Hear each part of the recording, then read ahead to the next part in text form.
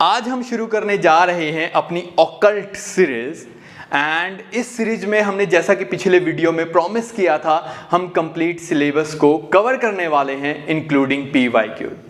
So welcome back on Padhaku Bachcha with are Kaushik.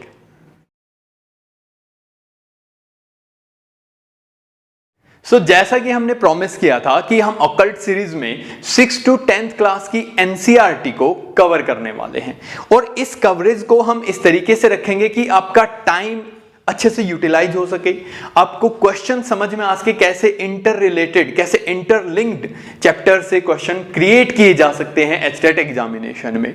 तो हमारे first lecture के अंदर हम जो टॉपिक्स कवर करने वाले हैं वो है फिजिकल एंड केमिकल चेंजेस। जो हमारा फर्स्ट टॉपिक है वो है फिजिकल और केमिकल चेंजेस। ये हमारा 7th क्लास का एक टॉपिक है। 8th क्लास में भी सिमिलर कंसेप्ट्स पे क्वेश्चन है, chemical effects of electric current. And 9th में हमारा चैप्टर है एटम एंड मॉलिक्यूल और 10th में हमारा चैप्टर है केमिकल रिएक्शन एंड इक्वेशन। ये सारे चैप्टर अगर आप अलग अलग से पढ़ते हैं तो आपको बहुत ज्यादा टाइम वेस्ट हो जाएगा, आपको क्वेश्चन फॉर्मेटिंग भी समझ में नहीं आएगी।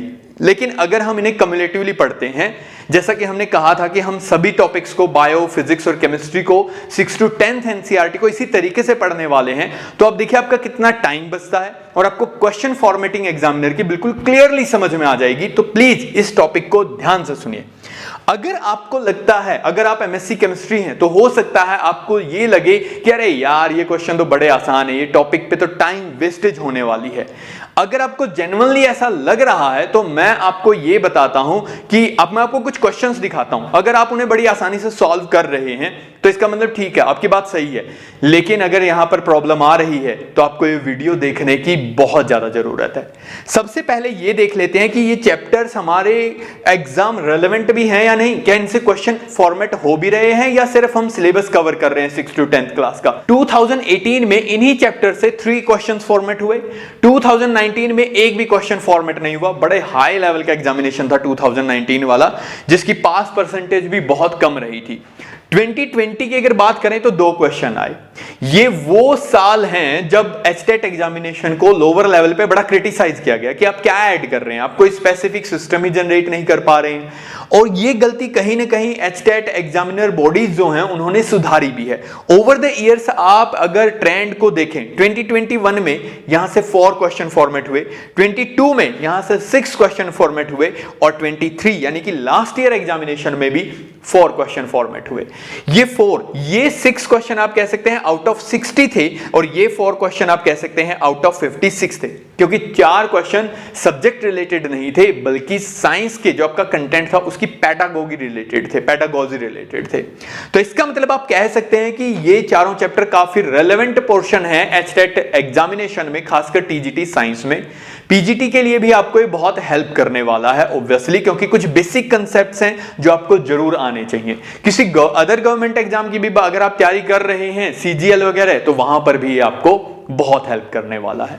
सबसे पहले ये देख लेते हैं, खासकर पीजीटी केमिस्ट्री स्टूडेंट अगर जिन्हें लग रहा है कि ये तो चैप्टर यार मैं कर दूंगा, मुझे कोई दिक्कत ही नहीं है, क्या 6th 7th क्लास की केमिस्ट्री पढ़नी, ये ओवर कॉन्फिडेंस ही आपको लेके बैठता है।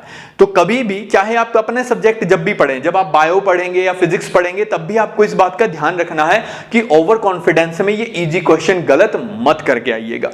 मैं आपको एक और एग्जांपल दे रहा हूं। यहां पर मैंने कुछ क्वेश्चंस निकाले हैं जो इन चैप्टर से रिलेटेड थे और एचटेट एग्जामिनेशन में पूछे गए। एक बार अपने दिल से ये पूछे कि आपको जेन्युइनली ये क्वेश्चन बिना एम्बिग्यूटी के पता है, क्योंकि आज हो सकता है आप बिना घबराए आंसर कर दें, लेकिन एग्जाम में जब एम्बिग्यूअस नेचर होता है ना किसी भी क्वेश्चन का, तो आप पहले ही टेंशन में होते हैं, प्रेशर में होते हैं, तो गलत होने के चांसेस और बढ़ जाते हैं। ये क्वेश्चन है, biuret test is used to test the presence of, किसकी प्रेजेंस के लिए है? नॉर्मल सा 7th क्लास की बुक से उठाया गया क्वेश्चन है ये एचटेट के PYQs हैं। पहले तो मैं आपको ये बता देता हूं, ये दोनों ही ये उठाया गया है 7th क्लास की बुक से, फिजिकल एंड केमिकल चेंज से। अब देखिए क्या है, बायोयूरेट टेस्ट इज यूज्ड किसके लिए? अगर आप केमिस्ट्री स्टूडेंट हैं या बायो स्टूडेंट है, हो सकता है आपको पता हो प्रोटीन। अब मैं प्रॉब्लम बताता हूं, आप अभी एग्जाम में नहीं है ना, जब आप एग्जाम में होंगे आपके दिमाग में एक चीज और टिक करेगी, न्यूक्लिक एसिड, कि यार प्रोटीन तो न्यूक्लिक एसिड से ही बना होता है। कहीं ऐसा तो नहीं है कि प्रोटीन और न्यूक्लिक एसिड दोनों के लिए टेस्ट देता हूं, किसको टिक करूं, न्यूक्लिक एसिड को करूं क्योंकि प्रोटीन उसी से बना है, शायद एग्जामिनर चाहता है मेरा टेस्ट लेना, लेकिन आपने सिर्फ पढ़ लिया बुक में कि भाई प्रोटीन ये टेस्ट देते हैं, अब अगली बार एग्जामिनेशन में वो इसे अलग तरीके से फॉर्मेट भी कर सकता है। इसका आंसर जो है वो प्रोटीन ही है, लेकिन क्यों है, कैसे है, ये सारी चीजें हम आपको एक्सप्लेन करने वाले हैं ताकि क्वेश्चन में एम्बिग्यूटी जनरेट ना हो। तो अगर आपने 6 to 10th क्लास की एनसीईआरटी पढ़ भी ली है तो भी ये सीरीज आपके लिए इस तरीके से बहुत हेल्प करने वाली है। सेकंड क्वेश्चन देखिए, metal present as anode mud. Anode mud, अगर आप एज ए टीचर हैं, टीचिंग कर रहे हैं, तो आप एनोड मड के बारे में जरूर बता रहे होंगे 10th क्लास के स्टूडेंट्स को, ओके, बोर्ड प्रिपरेशन के लिए। अगर आप केमिस्ट्री स्टूडेंट है तो हो सकता है आपको आइडिया भी हो कि क्या क्या आपके पास होता है रिफाइनिंग प्रोसेसेस के अंदर। तो उसने पूछा है कि क्या होगा एनोड मड में। अब क्या होगा मड में, मतलब कि एक तरीके से ये इंप्यूरिटी होती है। तो अगर किसी ने आपको पढ़ाया भी है तो उसने बोला इंप्यूरिटी, और अगर उसने आपको एग्जांपल्स नहीं दिए हैं तो आप गोल्ड को तो कभी भी इंप्यूरिटी नहीं मानेंगे। अगर आपको सिंबल ही नहीं पता है तो और ज्यादा प्रॉब्लम है, क्योंकि बायो फिजिक्स में भी आपको कहीं ना कहीं थोड़ा सा डाउट रह जाए क्योंकि आप प्रैक्टिस में नहीं हो सकते हैं। तो आंसर ही इसका क्या था, गोल्ड। तो ज्यादातर लोग क्या करेंगे, अलग अलग चीजों पे जाएंगे, भाई सोडियम थोड़ा अलग सा दिख रहा है, ज्यादा रिएक्टिव सुना है हमने, तो सोडियम आंसर होगा। एम्बिग्यूटी इस तरीके से जनरेट होती है, अभी नहीं जनरेट होगी, अभी तो आप रिलैक्स माइंड के साथ बैठे हैं, अभी तो आपको लग रहा है कि आप सीखने वाली प्रोसेस में हैं। लेकिन मैं ये सीरीज क्यों दे रहा हूं आपको और मैं आपको क्या पढ़ाना जा रहा हूं, मैं वो चीज आपको एक्सप्लेन कर रहा हूं कि ये इजी से क्वेश्चन आपके क्यों गलत होते हैं। थर्ड जो इस सीरीज में हम बात करने वाले हैं, जो कि हम हर टॉपिक में करेंगे, ये पिछले साल का ही एक क्वेश्चन है, सॉरी 22 का एक क्वेश्चन है, बड़ा आसान क्वेश्चन है, 10th क्लास की एनसीईआरटी से उठाया गया क्वेश्चन है। फोटोकेमिकल डीकंपोजिशन के ऊपर आपको नोट लिखना है, ये हो जाएगा। थर्मोकेमिकल डीकंपोजिशन आपको बताना है, ये हो जाएगा। इलेक्ट्रोलिसिस आपको बताना है, ये हो जाएगा। डिस्प्लेसमेंट रिएक्शन, ये हो जाएगा। सुनने में लगेगा बड़ा आसान है, अब देखिए प्रॉब्लम क्या होगी। वो नेक्स्ट सेशन में जब भी इस क्वेश्चन को फॉर्मेट करेगा तो वो चीजें बदल देगा। केमिस्ट्री वाले ध्यान से सुनना, ये है पोटेशियम क्लोरेट। वो मैं और ज्यादा नहीं कहता, 90% लोगों को, अगर आप केमिस्ट्री वाले हैं और आप सुन रहे हैं तो ये बात बेशक यकीन करिएगा, आप में से 90% लोगों को ये नहीं पता कब पर ऑक्सो लगाना है, कब हाइड्रोक्सो लगाना है, कब पर सल्फेट लगाना है, कब क्लोरिक होगा, कब क्लोरस होगा, कब पर क्लोरिक होगा, कब क्लोरेट होगा। इन वर्ड्स में आप बहुत ज्यादा कंफ्यूज्ड हैं और ये 9th क्लास की फॉर्मूला मेकिंग है, लेकिन हम क्लियर नहीं करते इस चीज को, हर बार हम टाल देते हैं, अगली बार देखेंगे, अगले एग्जाम में देखेंगे। और यही स्टडी नेचर स्टूडेंट्स को पिछाड़ रहा है, तभी वो पीछे हैं, तभी वो अपने कंटेंट को अच्छे से प्रिपेयर नहीं कर पा रहे हैं और ये ऐसे ऐसे एग्जामिनेशंस भी क्लियर नहीं हो रहे हैं। तो हम एक ये चीज साथ के साथ पढ़ेंगे कि अगर यही क्वेश्चन, यही 4 या 5 या 6 क्वेश्चन अगर एग्जामिनर इन्हीं टॉपिक से उठाए तो वो उसे किस तरीके से फॉर्मेट कर सकता है, और एग्जामिनर ने ऐसा किया है PYQs में, ये हम आपको एक्सप्लेन करने वाले हैं। तो ये ओवरऑल हमारी एनसीईआरटी अकल्ट सीरीज जो है, अगर आप इसे कंप्लीट देख रहे हैं तो मैं आपको गारंटी देता हूं 6 to 10th क्लास का जो आपका सिलेबस है वो तो कवर होगा ही होगा। आपके पीजीटी एग्जामिनेशन के लिए, चाहे आप बायो से हो, फिजिक्स से हो या केमिस्ट्री से, आपको एक ऐसा बेस मिलेगा जिसमें आपको प्रॉब्लम नहीं आने वाली है।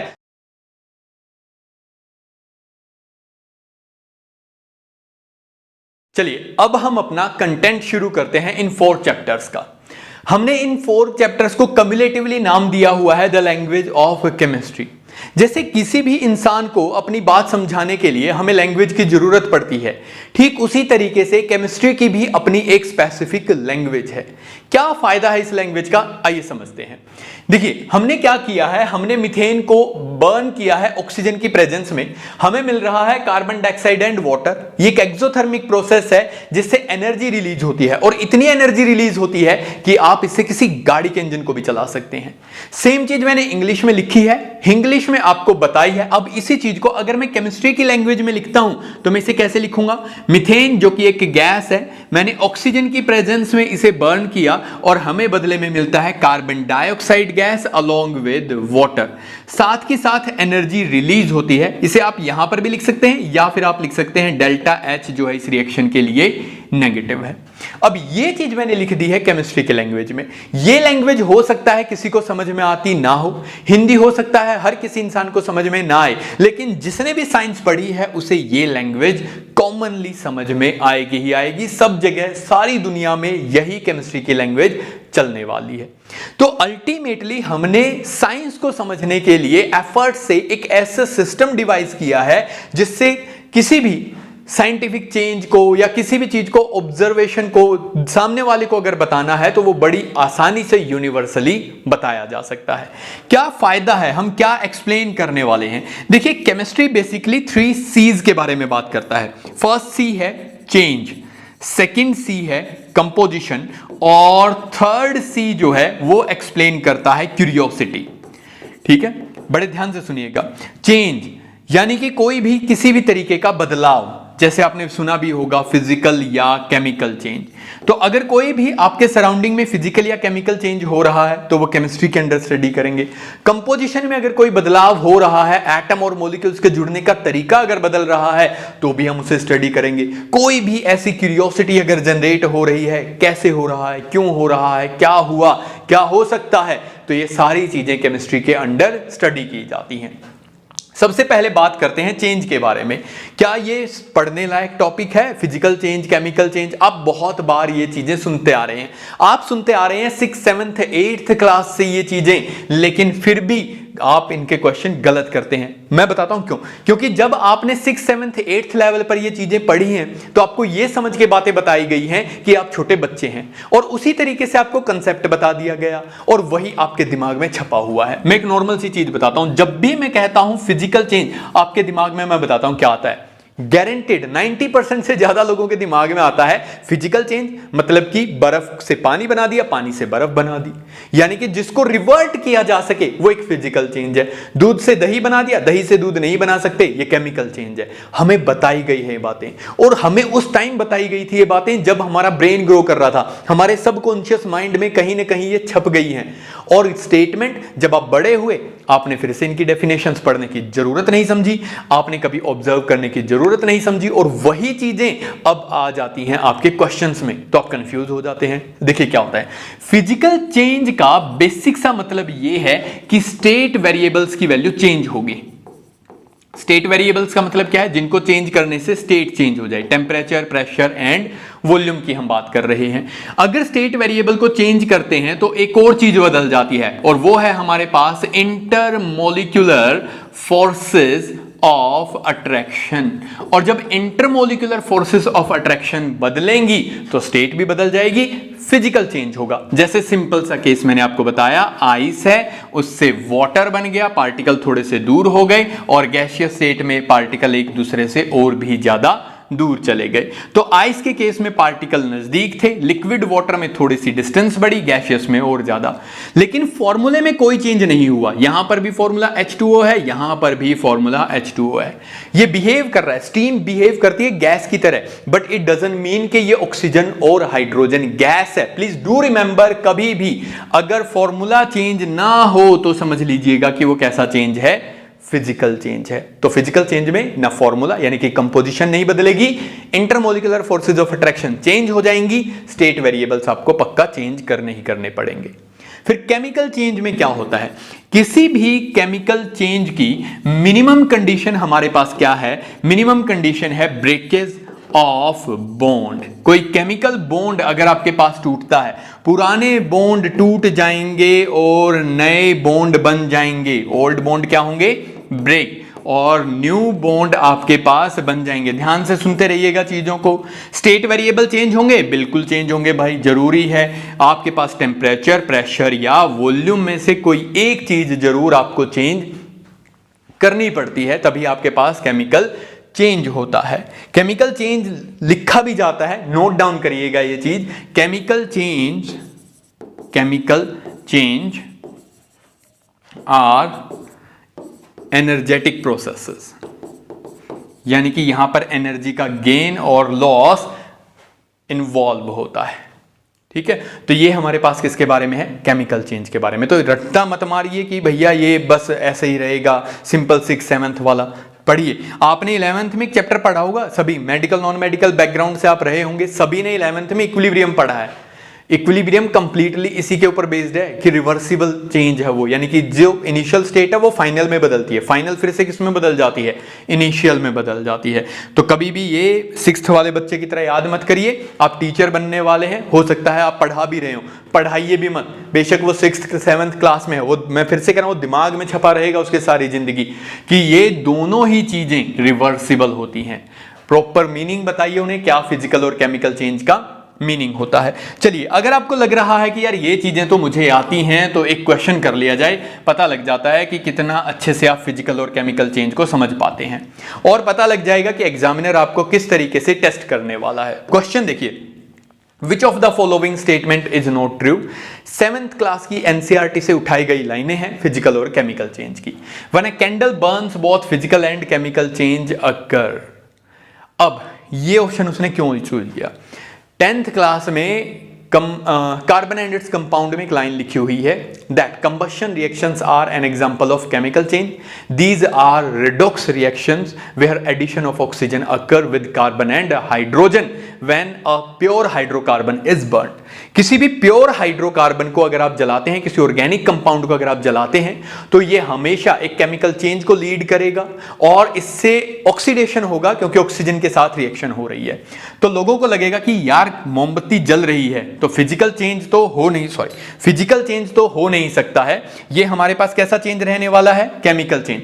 आधे से ज्यादा दुनिया इसके ऊपर टिक करके आई थी इस क्वेश्चन में कि भाई मोमबत्ती जल रही है तो फिजिकल चेंज कैसे हुआ है। भाई जब भी कोई चीज फ्लेम के साथ जलती है फिजिकल चेंज होगा। वहां पर वैक्स पहले मेल्ट करेगा, मेल्ट करने के बाद वेपर में बदलेगा, और वेपर बर्न करते हैं तब जाके कार्बन डाइऑक्साइड और वाटर बनता है, तब जाके केमिकल चेंज की प्रोसेस शुरू होती है। तो ओवरऑल कहने का मतलब यह है, ये पॉइंट गलत हो गया। Anaerobic bacteria digest animal waste, है ना, हम बायोगैस प्लांट लगाते हैं तो काऊ डंग जो है उसे सलरी की फॉर्म में टैंक के अंदर डाला जाता है, जहां पर एनएरोबिक बैक्टीरिया जिन्हें ऑक्सीजन की खास जरूरत नहीं है, वो बैक्टीरिया वहां पर वेस्ट मटेरियल को कन्वर्ट करते हैं किसके अंदर, बायोगैस के अंदर। मेन कंपोनेंट कौन है बायोगैस का, CH4 और प्रोपेन प्लस ब्यूटेन। ये याद रखिएगा, मैं ऑप्शन बेस्ड सीरीज मैंने कहा भी था कि मैं आपको शुरू करूंगा और हम जल्द से जल्द उसे शुरू भी कर देंगे। टीजीटी की कोई भाई गारंटी नहीं है, पीजीटी के हम नेक्स्ट टाइम से लेक्चर डालने शुरू भी कर दिए हैं। तो हर एक ऑप्शन को चेक करिए, तभी आपके पास प्रॉपर नॉलेज आएगी। नेक्स्ट था stretching of rubber is a physical change, ये बात बिल्कुल सही है। अब देखिए इन दोनों में से गलत क्यों करेगा इंसान, केमिस्ट्री वाला खासकर इन दोनों में से गलत करता है, क्योंकि केमिस्ट्री वाले को लगता है गैल्वेनाइजेशन, अरे जिंक, ये तो सही है, बस इतना ही देखते हैं। एग्जाम प्रेशर होता है, उन्हें सिंपल सी बात पता है, जिंक है, गैल्वेनाइजेशन है, कहानी खत्म। क्योंकि किसी भी मेटल के ऊपर जब आप जिंक की लेयर चढ़ाते हैं तो उसे हम बोलते हैं गैल्वेनाइजेशन। अब उसने इसी चीज का फायदा उठाया, उसने क्या किया, आयरन ओवर जिंक कर दिया, क्योंकि एक प्री माइंड स्टेटमेंट है कि भाई जिंक चढ़ेगा तो गैल्वेनाइजेशन होगी, उल्टा कर दिया, आयरन ओवर जिंक, ना कि जिंक ओवर आयरन, ताकि ध्यान ना दे बच्चा और बाकी ऑप्शंस में उलझा रहे। तो एक्चुअल में यहां पर जो स्टेटमेंट गलत है वो थर्ड स्टेटमेंट गलत है, और ये आपको पता लग गया होगा कि एग्जामिनर किस तरीके से इजी क्वेश्चंस में भी आपके साथ माइंड गेम खेल सकता है, और कहीं ना कहीं फिजिकल केमिकल चेंज पर क्वेश्चन रहता है। आई होप ये चीज आपको क्लियर हो गई हो। तो ये तो हमें पता लग गया कि किसी भी दुनिया में होने वाले किसी भी फिजिकल या केमिकल चेंज या कंपोजिशन में अगर कोई चेंज हो रहा है तो उसे बताने के लिए हर एक इंसान को यूनिवर्सली, चाहे उनकी लैंग्वेज कुछ भी हो, हमें सिंबल्स बनाने पड़ेंगे। इन्हीं सिंबल्स का हम यूज करेंगे। तो सिंबल बनाएं कहां से शुरुआत करें सिंबल फॉर्मेशन की। देखिए हमारे पास अगर कोई भी सब्सटेंस है, अगर हम ये सोचें ये किससे बना हुआ है, तो ये बना हुआ है मॉलिक्यूल से। मॉलिक्यूल किससे बने हुए हैं, एटम्स से बने हुए हैं। एटम किससे बने हुए हैं, फंडामेंटल पार्टिकल्स से बने हुए हैं। तो ये फंडामेंटल पार्टिकल हो गए हमारे पास इलेक्ट्रॉन, प्रोटॉन और न्यूट्रॉन। अब देखती है क्या, तो सिंबल बनाने कहां से शुरू करें, क्या सब्सटेंसेस के सिंबल बनाएं, क्या ऐसे सिंबल दे दें, भाई नमक है तो इसको X दे दिया, चीनी है तो इसको Y दे दिया, ठीक है, मिल्क है तो इसे Z दे दिया, क्या हम ऐसे सिंबल बना सकते हैं? हमने कहा नहीं यार, ऐसे नहीं बनेंगे सिंबल। हम जाते हैं उस लेवल पर जहां से सारी चीजों के बनने की शुरुआत हुई। तो बेसिकली हमने क्या किया, हमने देखा कि एटम, जैसे मान लीजिए मैं अलग अलग सब्सटेंस लेता हूं, मैंने एक आयरन रोड ले ली और इसमें से मैंने एक एटम निकाल दिया आयरन का, मैंने एक प्लांट लीफ ले लिया और इसमें से मैंने एक एटम निकाल दिया कार्बन का, और मैंने ले लिया एक ह्यूमन बीइंग और मान लो कि इसमें से प्रोटीन में से मैंने एक एटम निकाल दिया नाइट्रोजन का। तीनों एटम अलग अलग हैं, लेकिन अगर इन तीनों में से मैं इलेक्ट्रॉन रिमूव कर दूं, तीनों में से मैंने क्या रिमूव कर दिया, इलेक्ट्रॉन, या मान लीजिए प्रोटॉन रिमूव कर दिया, क्या आप बता सकते हैं कौन सा इलेक्ट्रॉन किसका है?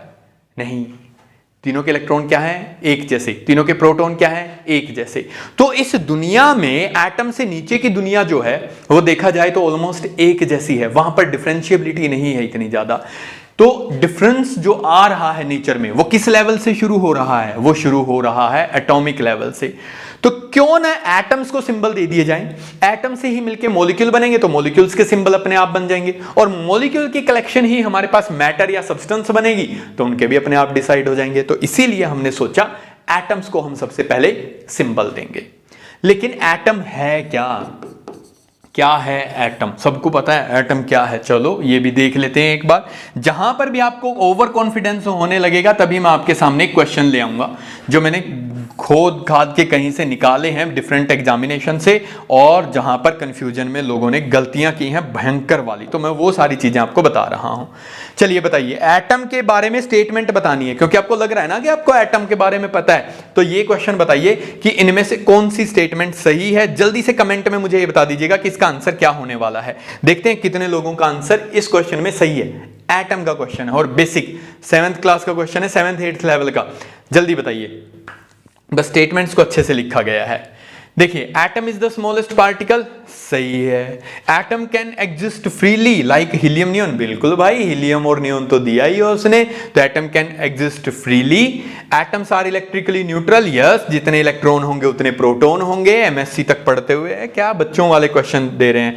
To atoms of different element will always have different a थोड़ा सा कंफ्यूजिंग था, दैट इज मास नंबर, ये मास नंबर होता है या एटॉमिक मास जिसे आप बोल देते हैं, जो वो भी गलत है, जो आप बोल रहे हैं ना एटॉमिक मास वो गलत है, कैसे अभी पढ़ेंगे।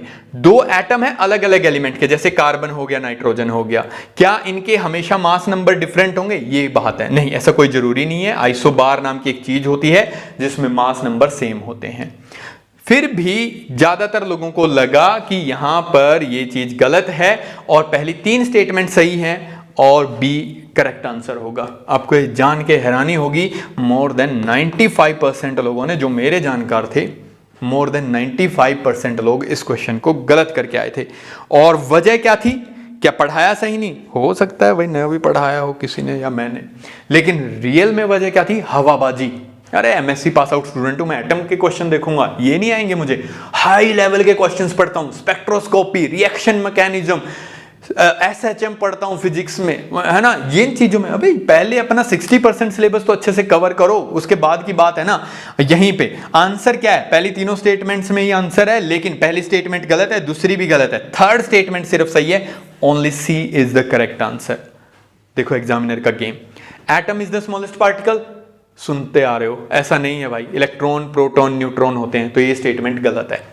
Atom can exist freely like helium and neon, उसने बता भी दिया कि हीलियम और नियॉन सबको पता है नोबल गैस है, ये तो हवा में फ्रीली रहते हैं, इसका मतलब ये तो सही होना ही होना चाहिए, यानी कि बी तो सही होगा। कहीं ना कहीं ए ऑप्शन को लेके कंफ्यूजन था कि यार इलेक्ट्रॉन प्रोटॉन न्यूट्रॉन भी होते हैं, लेकिन अब देखो बी और सी के ऊपर लगाना था, एक भी ऑप्शन नहीं मिला बी और सी का, तो जबरदस्ती उसे लगा कि यार फिर इसका मतलब ये है कि ए भी सही है, और ए बी सी का ऑप्शन उसने ढूंढ के लगा दिया 2 के ऊपर। तो पहले वाले को भी श्योर कर लिया कि हाँ होगा, गलत हो गया, सिर्फ थर्ड सही था।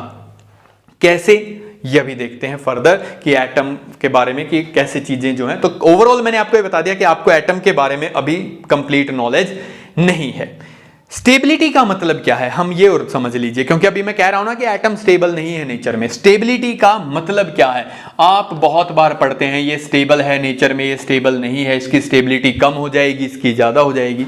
स्टेबिलिटी का एक बेसिक सा मतलब ये है कि हमारे पास पोटेंशियल एनर्जी होती है और ये हमारे पास है लेवल ऑफ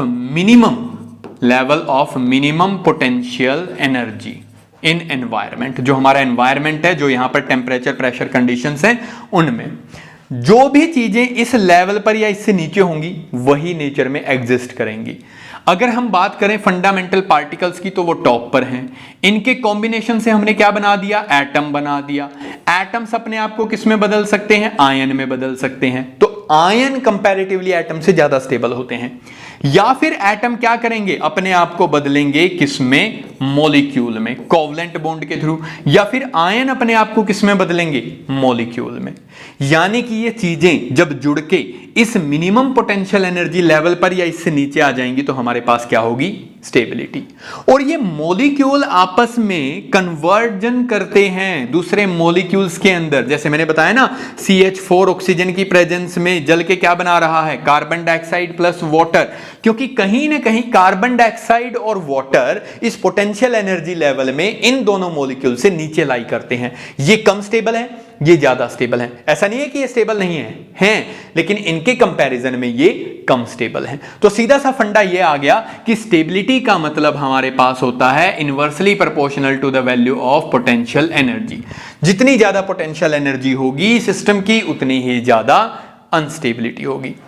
क्या हम इस लेवल को चेंज कर सकते हैं? बिल्कुल चेंज कर सकते हैं। जब आप कहते हैं कि मून पर लाइफ पॉसिबल नहीं है, जब आप कहते हैं मार्स पर अभी लाइफ पॉसिबल नहीं है, क्या मतलब है? हम यहां तो स्टेबल है, ऐसा तो है नहीं कि हम खड़े खड़े मर गए। हमारे मॉलिक्यूल्स जो हैं वो यहां पर स्टेबल हैं, हमारे बायोमोलिक्यूल्स, नॉर्मल एनवायरनमेंट में जो मॉलिक्यूल्स हैं वो यहां पर स्टेबल हैं।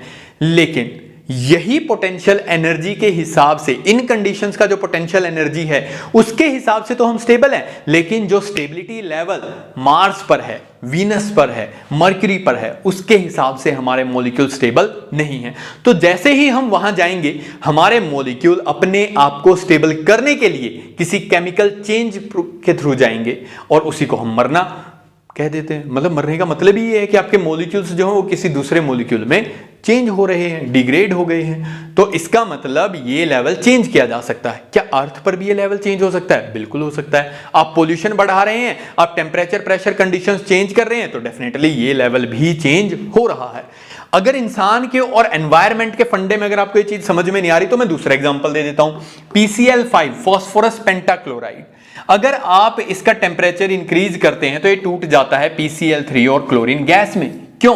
क्योंकि वैसे तो ये एनवायरनमेंट में स्टेबल है 25 डिग्री सेल्सियस और 1 एटमॉस्फेरिक पर, लेकिन जैसे ही टेम्परेचर चेंज करेंगे तो इसके लिए जो पोटेंशियल एनर्जी लेवल डायग्राम है वो चेंज हो गया और ये टूट गया अपने आप को और ज्यादा स्टेबल मॉलिक्यूल्स में कन्वर्ट करने के लिए। तो हाँ, पोटेंशियल एनर्जी लेवल के हिसाब से ये चेंज हो सकते हैं। केमिकल चेंज हमारे पास इस तरीके से होते हैं। आई होप ये चीज आपको क्लियर हो गई होगी कि किस तरीके से हमारे पास चेंजेज हो रहे हैं और क्यों ये चेंजेस हो रहे हैं।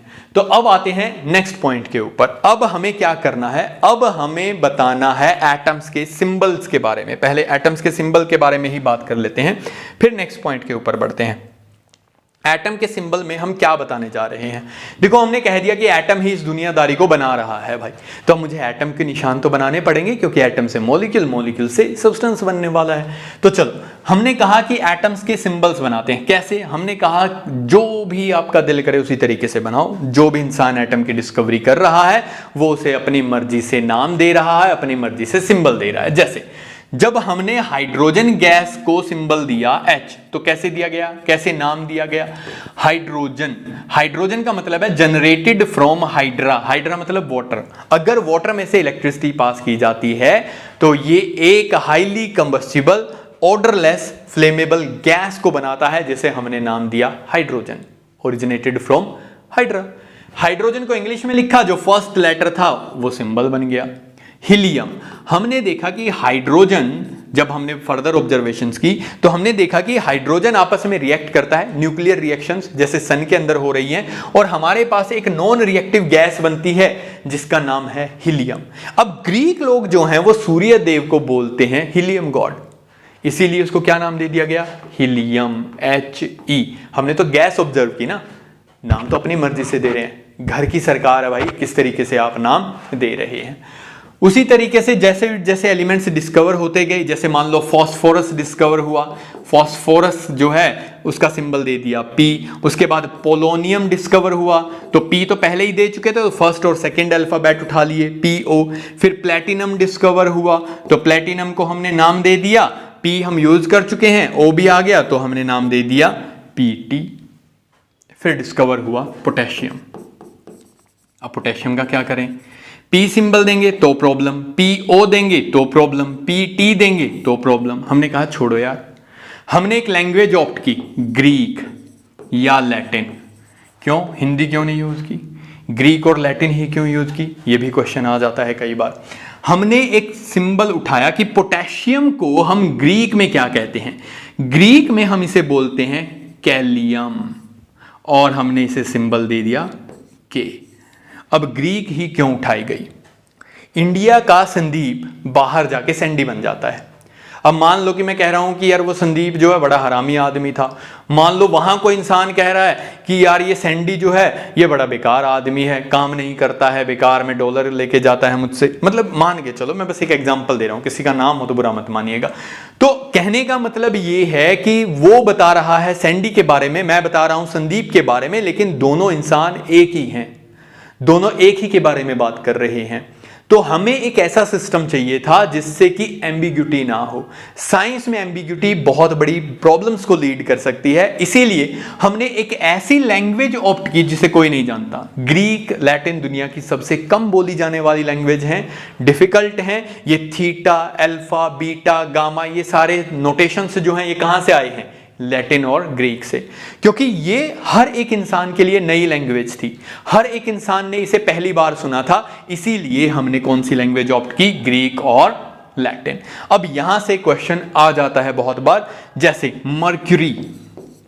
मर्क्यूरी, मर्क्यूरी का सिंबल क्या है? Hg। नाम क्या है? हाइड्रा गायरम। कोई ना कोई यहां से क्वेश्चन बना देगा भाई। हाइड्रा मतलब वाटर, गायरम मतलब रिपेलेंट, वाटर को रिपेल करने वाला, वाटर में मिक्स ना होने वाला। मर्क्यूरी लिक्विड है लेकिन वाटर में मिक्स नहीं होगा। इसके अलावा आपके पास हो गया सोडियम। सोडियम को हमने लैटिन से उठाया है, नाम है नेट्रियम। इसके अलावा वुल्फ्रम, वुल्फ्रम, तो वुल्फ्रम से क्या आया? W। एक्चुअल में इसका नाम क्या है? टंगस्टन।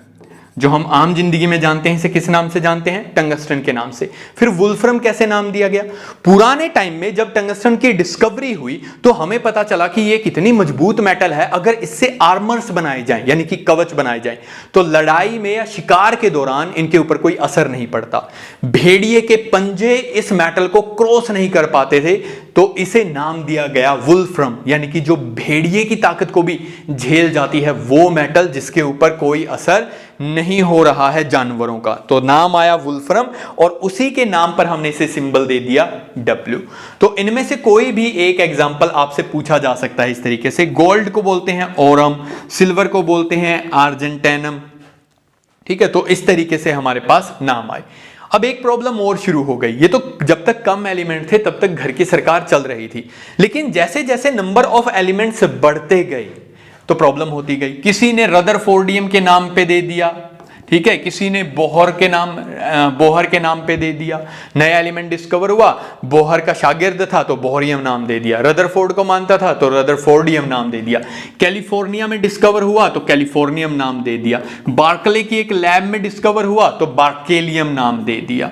तो इस तरीके से प्रॉब्लम होने लगी कि यार ऐसे याद कैसे करेंगे। तो IUPAC ने कहा कि ये सिस्टम हमें बदलना पड़ेगा, हमें एक यूनिवर्सलिटी लानी पड़ेगी, और हमारे पास आया IUPAC nomenclature of atom. IUPAC nomenclature आपने सभी ने पढ़ा है, किसका? ऑर्गेनिक मॉलिक्यूल्स का। मैं आपको पढ़ा रहा हूं एटम्स का। One of the most prone zone है ये, मतलब कि जहां से क्वेश्चन आ सकता है, तो बड़े ध्यान से सुनिएगा। किसके लिए एप्लीकेबल है? उन एलिमेंट्स के लिए जिनका एटॉमिक नंबर 99 प्लस है, उन्हीं एलिमेंट्स के लिए ये एप्लीकेबल है। 99 तक आप अपनी मर्जी से नाम रख चुके हैं। अब इसका नामकरण कैसे करेंगे? देखिए 0 1 2 3 4 5 6 7 8 और 9, यही हमारे पास डिजिट होंगे, चाहे कोई भी नंबर हो। 0 को लिखेंगे नील, 1 को लिखेंगे अन, 2 को लिखेंगे बाय, 3 को लिखेंगे ट्राई, 4 को लिखेंगे क्वाड, 5 के लिए पेंट, हेक्स, इसको हेप्ट भी बोलते हैं और इसको सेप्ट भी बोलते हैं। ठीक है, अब मैं इसको समझाऊंगा। इसको बोलते हैं ऑक्ट और इसे बोलते हैं ईन। देखो NUBTQPHSOE, कोई भी ऐसा अल्फाबेट नहीं है जो रिपीट हो रहा हो, इसीलिए 7 को हेप्ट ना लिख के क्या लिखा गया है, सेप्ट। अगर 7 को आप हेप्ट लिखते तो दोनों क्या हो जाते, H वाले हो जाते और प्रॉब्लम हो जाती। तो इसीलिए जो नामकरण किया गया उसमें हेप्ट की बजाय सेप्ट ज्यादा यूज किया गया। ऑर्गेनिक केमिस्ट्री में हम यहां पर हेप्ट लिखते हैं। अब मान लो कि एक एलिमेंट है जिसका एटॉमिक नंबर है 10 मान लीजिए 4 है, तो इसका नाम और सिंबल कैसे होगा? इसका नाम रखेंगे, 1 को क्या लिखेंगे, अन, 0 को क्या लिखेंगे, निल, 4 को क्या लिखेंगे, क्वैड, और इसके साथ लगा देंगे IUM, अननिलक्वैडियम। ये क्या हो गया, इसका नाम हो गया। सिंबल कैसे बनाएंगे, अन, यू उठा लो, निल, एन उठा लो, क्वैड, क्यू उठा लो, UNQ, that will be the symbol of the element. तो इस तरीके से हमने सिंबल बनाए और नॉमेनक्लेचर भी किया। अगर हमारे पास एक एलिमेंट है जिसका एटॉमिक नंबर है 102, तो नाम कैसे लिखेंगे, अन, निल, बाई। अब EM में IUM लिखना है, लेकिन EM में I तो पहले ही आ चुका है, तो इसीलिए इस I को ड्रॉप कर देंगे और हमारे पास बनेगा अन, निल, बाई, EM, इस तरीके से।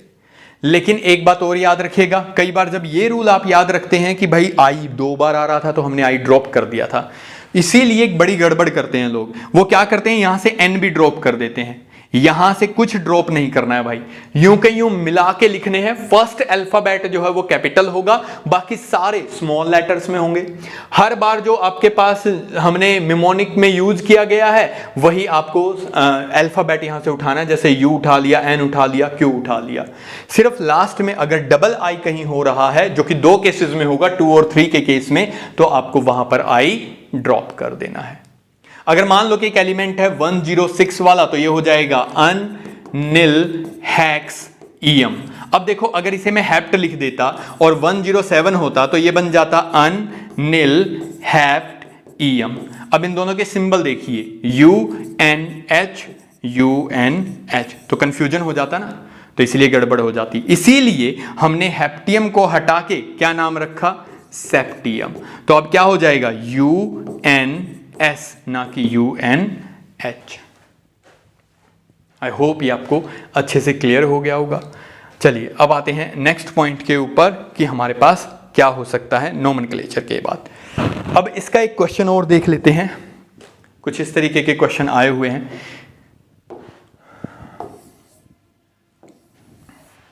देखिए, हमारे पास क्वेश्चन है, name the name and symbol of element, the name and symbol of element with atomic number 147 will be। ठीक है, यहां पर मुझे 147 वाला कोई एलिमेंट है, उसका आंसर बताना है। जल्दी से मुझे आंसर बताइए क्या होगा, जल्दी से कमेंट बॉक्स में फटाफट बताइए कि आंसर क्या होगा, फिर मैं इसके ऑप्शंस बताता हूं क्या क्या सोच के उसने किया है। जल्दी से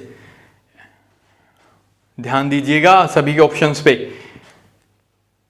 ओके, अगर ऐसा क्वेश्चन आया तो बहुत से लोगों ने क्या टिक किया, 4th, कि यार ये तो डिस्कवर ही नहीं हुआ। अच्छा, एग्जामिनर पागल बना रहा है, अब तक तो टोटल 118 एलिमेंट ही डिस्कवर हुए हैं, तो सिंबल कैसे बना देंगे 147 वाले का। भाई रूल बनाए ही इसलिए जाते हैं ताकि कोई नई चीज आए तो उसमें एम्बिग्यूटी ना आए। कोई नई चीज अगर आपको पता लगे तो उसके ऊपर वो यूनिवर्सली एप्लीकेबल हो। तो अब इसका सिंबल ही तो बताना है आपको कि अगर हो गया तो क्या होगा। तो ये मत करिएगा कि ये तो डिस्कवर नहीं हुआ, अब इसका नहीं बता सकते। तो 147, 1 के लिए क्या लिखेंगे, अन, 4 के लिए क्या लिखेंगे, क्वैड, 7 के लिए क्या लिखेंगे, सेप्ट। अब देखो 6 तो है नहीं कंपेयर करने के लिए, तो हो सकता है हेप्ट लिख दे स्टूडेंट, और क्या हो जाएगा, EM। तो क्या क्या गलतियां हो सकती थी, अन में U हो जाएगा, Q हो जाएगा, S हो जाएगा, तो आंसर तो हो गया ये UQS, अनक्वैड सेप्टियम। गलतियां क्या क्या हो सकती थी, सेप्ट की बजाय क्या लिख सकता है स्टूडेंट, हेप्ट लिख सकता है, और सिंबल बन जाएगा UQH। ये देखो 3rd ऑप्शन यानी कि गलत है ये।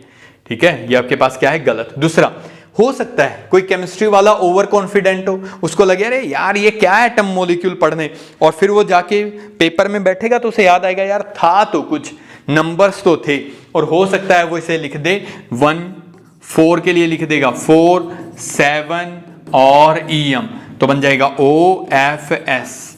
एक ऑप्शन इसके हिसाब से बना दिया है ना। तो ऑप्शन बड़े गजब बनाते हैं एग्जामिनर, ऑप्शन ही क्वेश्चन को इंटरेस्टिंग बनाते हैं, क्वेश्चन हमेशा आसान होते हैं। ऑप्शन क्या सोच के एग्जामिनर ने बनाए हैं, क्या वो उस लेवल तक पहुंच पाया है कि स्टूडेंट क्या सोच सकता है, कैसे कंफ्यूज हो सकता है, क्योंकि दिमाग बहुत ज्यादा चलाता है स्टूडेंट, एस्पिरेंट हो या स्टूडेंट हो, इसीलिए प्रॉब्लम होती है। तो इस तरीके से आपको कंफ्यूज किया जा सकता है। आई होप कि आप इससे रिलेटेड सारी चीजें कर देंगे। अब आते हैं नेक्स्ट पॉइंट पर, प्रॉपर्टीज ऑफ एटम के ऊपर। यहां पर भी आपको शायद कुछ चीजों में डाउट रहेगा।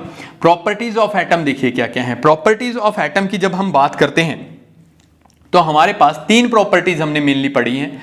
पहला है सिंबल, जिसके बारे में मैं आपको बता चुका हूं कि हमारे पास क्या सिंबल है। दूसरा है हमारे पास एटॉमिक नंबर, और तीसरा है हमारे पास मास नंबर। एक और वर्ड होता है एटॉमिक मास, और सारी दुनिया कहती है अरे एक ही होता है, एक नहीं होता भाई। ठीक है, सिंबल के बारे में हम बात कर चुके हैं कि एटम्स के सिंबल हम कैसे देंगे, तो लैंग्वेज का फर्स्ट पार्ट हमारा हो गया। एटॉमिक नंबर ये बताता है नंबर ऑफ इलेक्ट्रॉन या फिर नंबर ऑफ प्रोटॉन, दोनों में से कोई भी एक चीज बता दीजिए। एटम के अंदर, आयन के अंदर नहीं, कहीं आयन के अंदर इलेक्ट्रॉन से रिलेट कर दो। प्रॉपर्टीज ऑफ एटम की बात कर रहा हूं मैं, तो नंबर ऑफ इलेक्ट्रॉन और प्रोटॉन बराबर होते हैं हर एक एटम में, इसलिए चाहे नंबर ऑफ इलेक्ट्रॉन कहिए या फिर नंबर ऑफ प्रोटॉन कहिए। दूसरा है मास नंबर। मास नंबर होता है नंबर ऑफ न्यूक्लियॉन्स, मतलब न्यूट्रॉन प्लस प्रोटॉन, इन दोनों की नंबर होता है। अब कोई कहता है कि यार एटॉमिक नंबर बताओ, एटॉमिक मास बताओ। क्या बताओ? Atomic mass. तो लोग कहते हैं 26, 32, ऑक्सीजन का 16 है, सल्फर का 32 है, क्लोरीन का 35.5 है। अब ये 35.5 का क्या मतलब है? मतलब कि प्रोटॉन प्लस न्यूट्रॉन, ऐसे थोड़ी है भाई भैया 2 किलो आलू लिए हैं, थोड़ा सा धनिया तो डाल दो, है ना। कि क्लोरीन कह रहा है कि यार हमने 17 प्रोटॉन ले लिए, 17 न्यूट्रॉन ले लिए, एक आधा न्यूट्रॉन तो ऐड कर दे यार, 35.5 हो जाएगा। ऐसा नहीं है। तो मास नंबर की जब हम बात कर रहे हैं तो उसका मतलब है क्या? Number of neutron plus proton, ये बात बिल्कुल सही है। फिर एटॉमिक मास क्या होता है? अगर मैं आपसे कहता हूं कि आपका वजन कितना है, तो आप मुझे कह रहे हैं कि सर मेरे पास 2 हाथ, 2 पैर, एक गर्दन है और एक स्टमक है, तो टोटल 6। तो ये तो गलत हुआ ना। आप मुझे नंबर बता रहे हैं, मैं आपका वजन पूछ रहा हूं। लेकिन देखा जाए तो आपने अपना ऑलमोस्ट वजन मुझे बता दिया है, ऑलमोस्ट, लेकिन बताने का तरीका गलत है, बिल्कुल वही है। एटॉमिक मास होता है mass of proton plus neutron plus electron plus pi meson plus blah blah, जो भी जितने भी other than sub atomic particles हैं, उन सभी का वजन मिला के और फंडामेंटल पार्टिकल्स का वजन मिला के जो वजन बनेगा उसे हम क्या बोलते हैं? एटॉमिक मास, यानी कि एटम का मास। मास नंबर काउंटिंग है, एटॉमिक मास रियल में कोई वेट को फाइंड आउट करने की कोशिश है। तो दोनों में डिफरेंस होता है। दूसरे पॉइंट पे अगर हम आए कि मास नंबर को और एटॉमिक मास को हम इनडिस्टिंग्विशली यूज कैसे कर पाते हैं, तो इसकी एक वजह यह है कि एक प्रोटॉन के कंपैरिजन में अगर इलेक्ट्रॉन की हम बात करें, इलेक्ट्रॉन का मास होता है 1/1837 टाइम्स। लगभग आप कह सकते हैं 2000 इलेक्ट्रॉन मिलके एक प्रोटॉन के बराबर हो पाते हैं। लगभग 2000, ऑलमोस्ट 2000 इलेक्ट्रॉन मिलके किसके बराबर हो पाएंगे? एक प्रोटॉन के। और जो हमारे पास सबसे हैवी एटम है दैट इज 118th एलिमेंट, तो 118th एलिमेंट के पास ही मैक्सिमम 118 इलेक्ट्रॉन है। तो वो भी जो यानी कि सबसे भारी एटम जो हमने आज तक डिस्कवर किया है, लैब में बनाया है, उस एटम के इलेक्ट्रॉन्स में भी इतना दम नहीं है कि वो एक प्रोटॉन जितना वजन बढ़ा दें। तो इसीलिए हम इलेक्ट्रॉन का मास नेग्लिजिबल कंसीडर करके चलते हैं। That's why the mass of electron is considered as negligible. तो ये हमारे पास 3 बेसिक प्रॉपर्टी है। Atomic number most of the chemical properties को एक्सप्लेन करने में यूज होता है, तो ये बड़ा इंपॉर्टेंट है। एटम की जो फिजिकल प्रॉपर्टी हैं वो डिपेंड करती हैं न्यूक्लियॉन्स पे, और केमिकल प्रॉपर्टी भी डिपेंड करती हैं। क्यों जरूरी है ये, इसलिए हमें समझ में भी आ गया।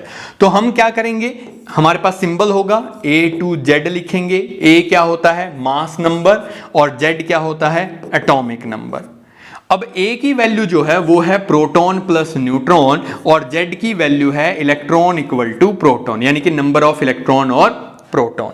तो प्रोटॉन की जगह मैं क्या लिख सकता हूं, Z, यानी कि मैं कह सकता हूं इक्वेशन 1 और 2 को अगर आप देखेंगे तो मैं कह सकता हूं मास नंबर किसके बराबर हो गया, Z प्लस N के, और N किसके बराबर हो गया, यानी कि अगर आपको नंबर ऑफ न्यूट्रॉन कैलकुलेट करने हैं तो आप क्या कर सकते हैं, A माइनस Z, यानी कि मास नंबर में से एटॉमिक नंबर को माइनस कर देने से क्या आ जाएंगे, नंबर ऑफ न्यूट्रॉन हमारे पास आ जाएंगे। इस पर बहुत अच्छे क्वेश्चन आएंगे, बहुत अच्छे लेवल के क्वेश्चन आएंगे कैलकुलेशन के, इलेक्ट्रॉन प्रोटॉन न्यूट्रॉन कैलकुलेट करो।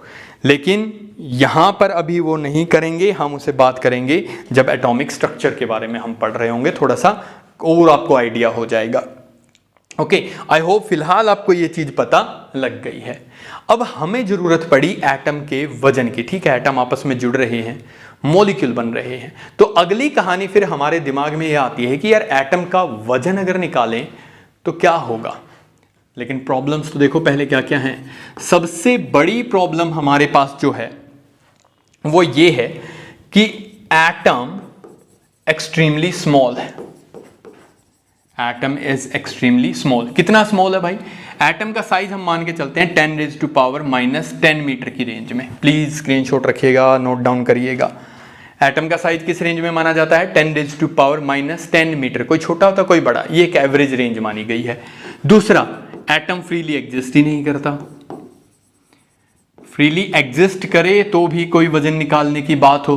तीसरा, इंस्ट्रूमेंट, हमारे पास ऐसा कोई इंस्ट्रूमेंट नहीं है जिससे हम एटम का वजन निकाल सकें, क्योंकि अगर इंस्ट्रूमेंट में थोड़ा सा भी एरर होगा तो एटॉमिक लेवल पर वो एरर बहुत बड़ा बन जाएगा।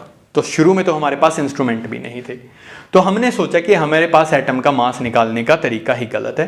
एटॉमिक मास का जो कंसेप्ट लेके आए थे वो आए थे डाल्टन। डाल्टन पहला इंसान था जिसने एटॉमिक मास के बारे में बात की थी अपनी थ्योरी, डाल्टन्स एटॉमिक थ्योरी में। ओके, लेकिन फिर हमने देखा कि यार हमें जरूरत ही नहीं है, हमें एटम का वजन निकालने की जरूरत ही नहीं है। हम एटम का वजन निकाल क्यों रहे हैं, देखो एक एग्जांपल देता हूं। मान लो कि आप दो इंसानों को कंपेयर करते हैं। मान लो मुझे कंपेयर किया जाता है दुनिया के सबसे स्मार्ट इंसान के साथ, तो वो सबसे स्मार्ट है तो इसका मतलब वो मुझसे बेहतरीन हुआ एक तरीके से। एक कैरेक्टर आता है Lord of the ring movie के अंदर, एक कैरेक्टर है गोलम। अगर मैं खुद को उससे कंपेयर करता हूं तो मैं उससे बहुत स्मार्ट हूं। तो मेरी स्मार्टनेस डिपेंड करती है मुझे किससे कंपेयर किया गया।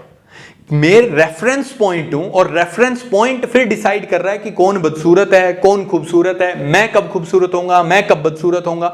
तो सारी चीजें रेफरेंस पॉइंट पर डिपेंड करती हैं।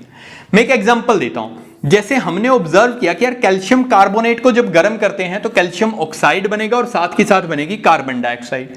वहीं पर कार्बन को अगर ऑक्सीजन की प्रेजेंस में जलाने की कोशिश करते हैं तो भी कार्बन डाइऑक्साइड बनती है।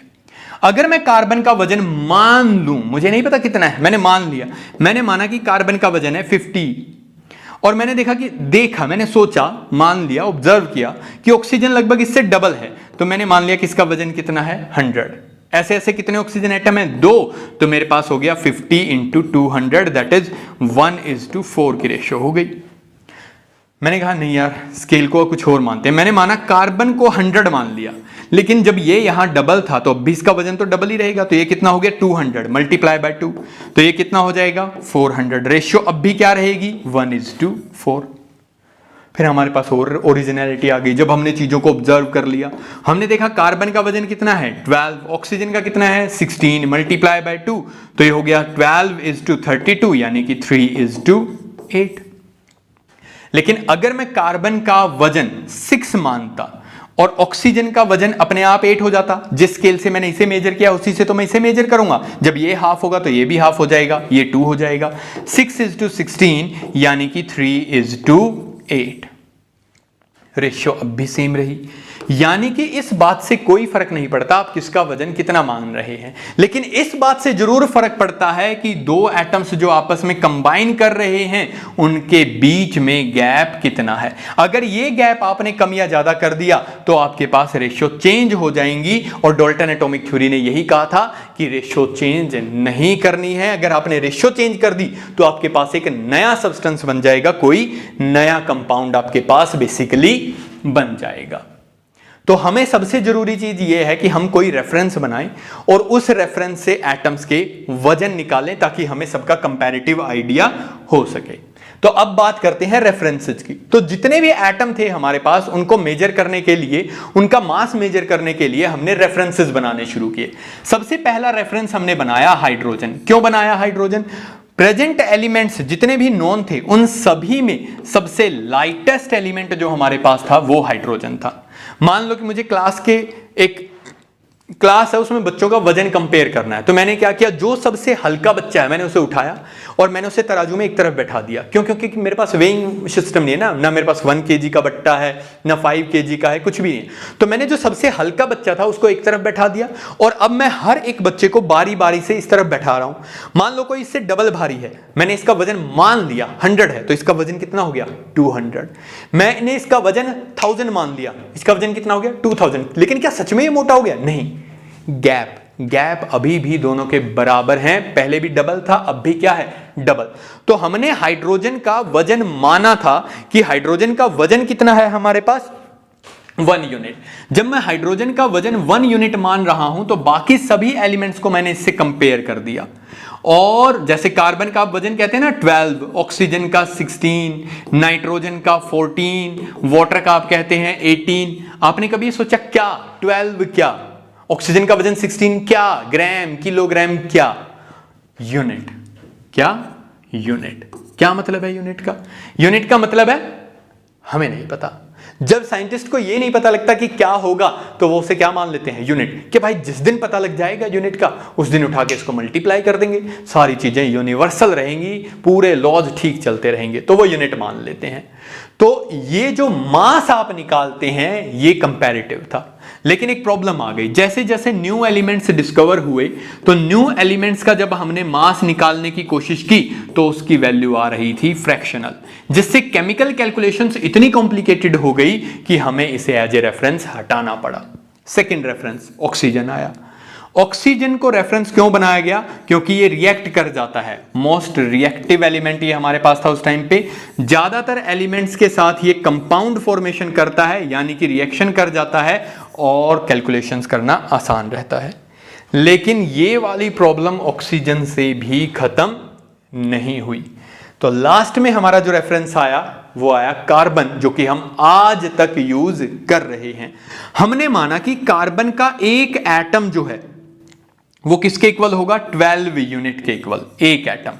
ठीक है, तो अगर इसके मैं 12 पार्ट्स कर दूं, मैंने इसके 12 इक्वल पार्ट कर दिए, तो ये एक हिस्सा जो है अगर इसे मैं काट के अलग कर दूं तो इसको मैं क्या बोलूंगा, 1/12 ऑफ कार्बन एटम। अब कार्बन एटम भी अलग अलग है ना, C12 था, 13 था, 14 था, तो कौन सा एटम लिया, 12 वाला। तो ये किसके इक्वल हो जाएगा, इधर भी 12 से डिवाइड कर दो, यानी कि 1 यूनिट। तो हमने एक तरीके से एक तरफ रखा हुआ है 1/12 ऑफ कार्बन और दूसरी तरफ हम रखते हैं एलिमेंट, मान लो सोडियम रख दिया, तो हमने देखा ये इससे 23 टाइम्स हैवियर है, तो इसका मास कितना हो गया, 23 यूनिट। तो जब आप कहते हैं ना कि वाटर का मास है 18 यूनिट, इसका मतलब क्या है, इसका मतलब ये है कार्बन के 12वें हिस्से से ये कितना भारी है, 18 गुना भारी है। जब आप कहते हैं सल्फ्यूरिक एसिड का वेट है 98 यूनिट, मतलब कार्बन के 12वें हिस्से से ये 98 गुना 98 टाइम्स हैवियर है।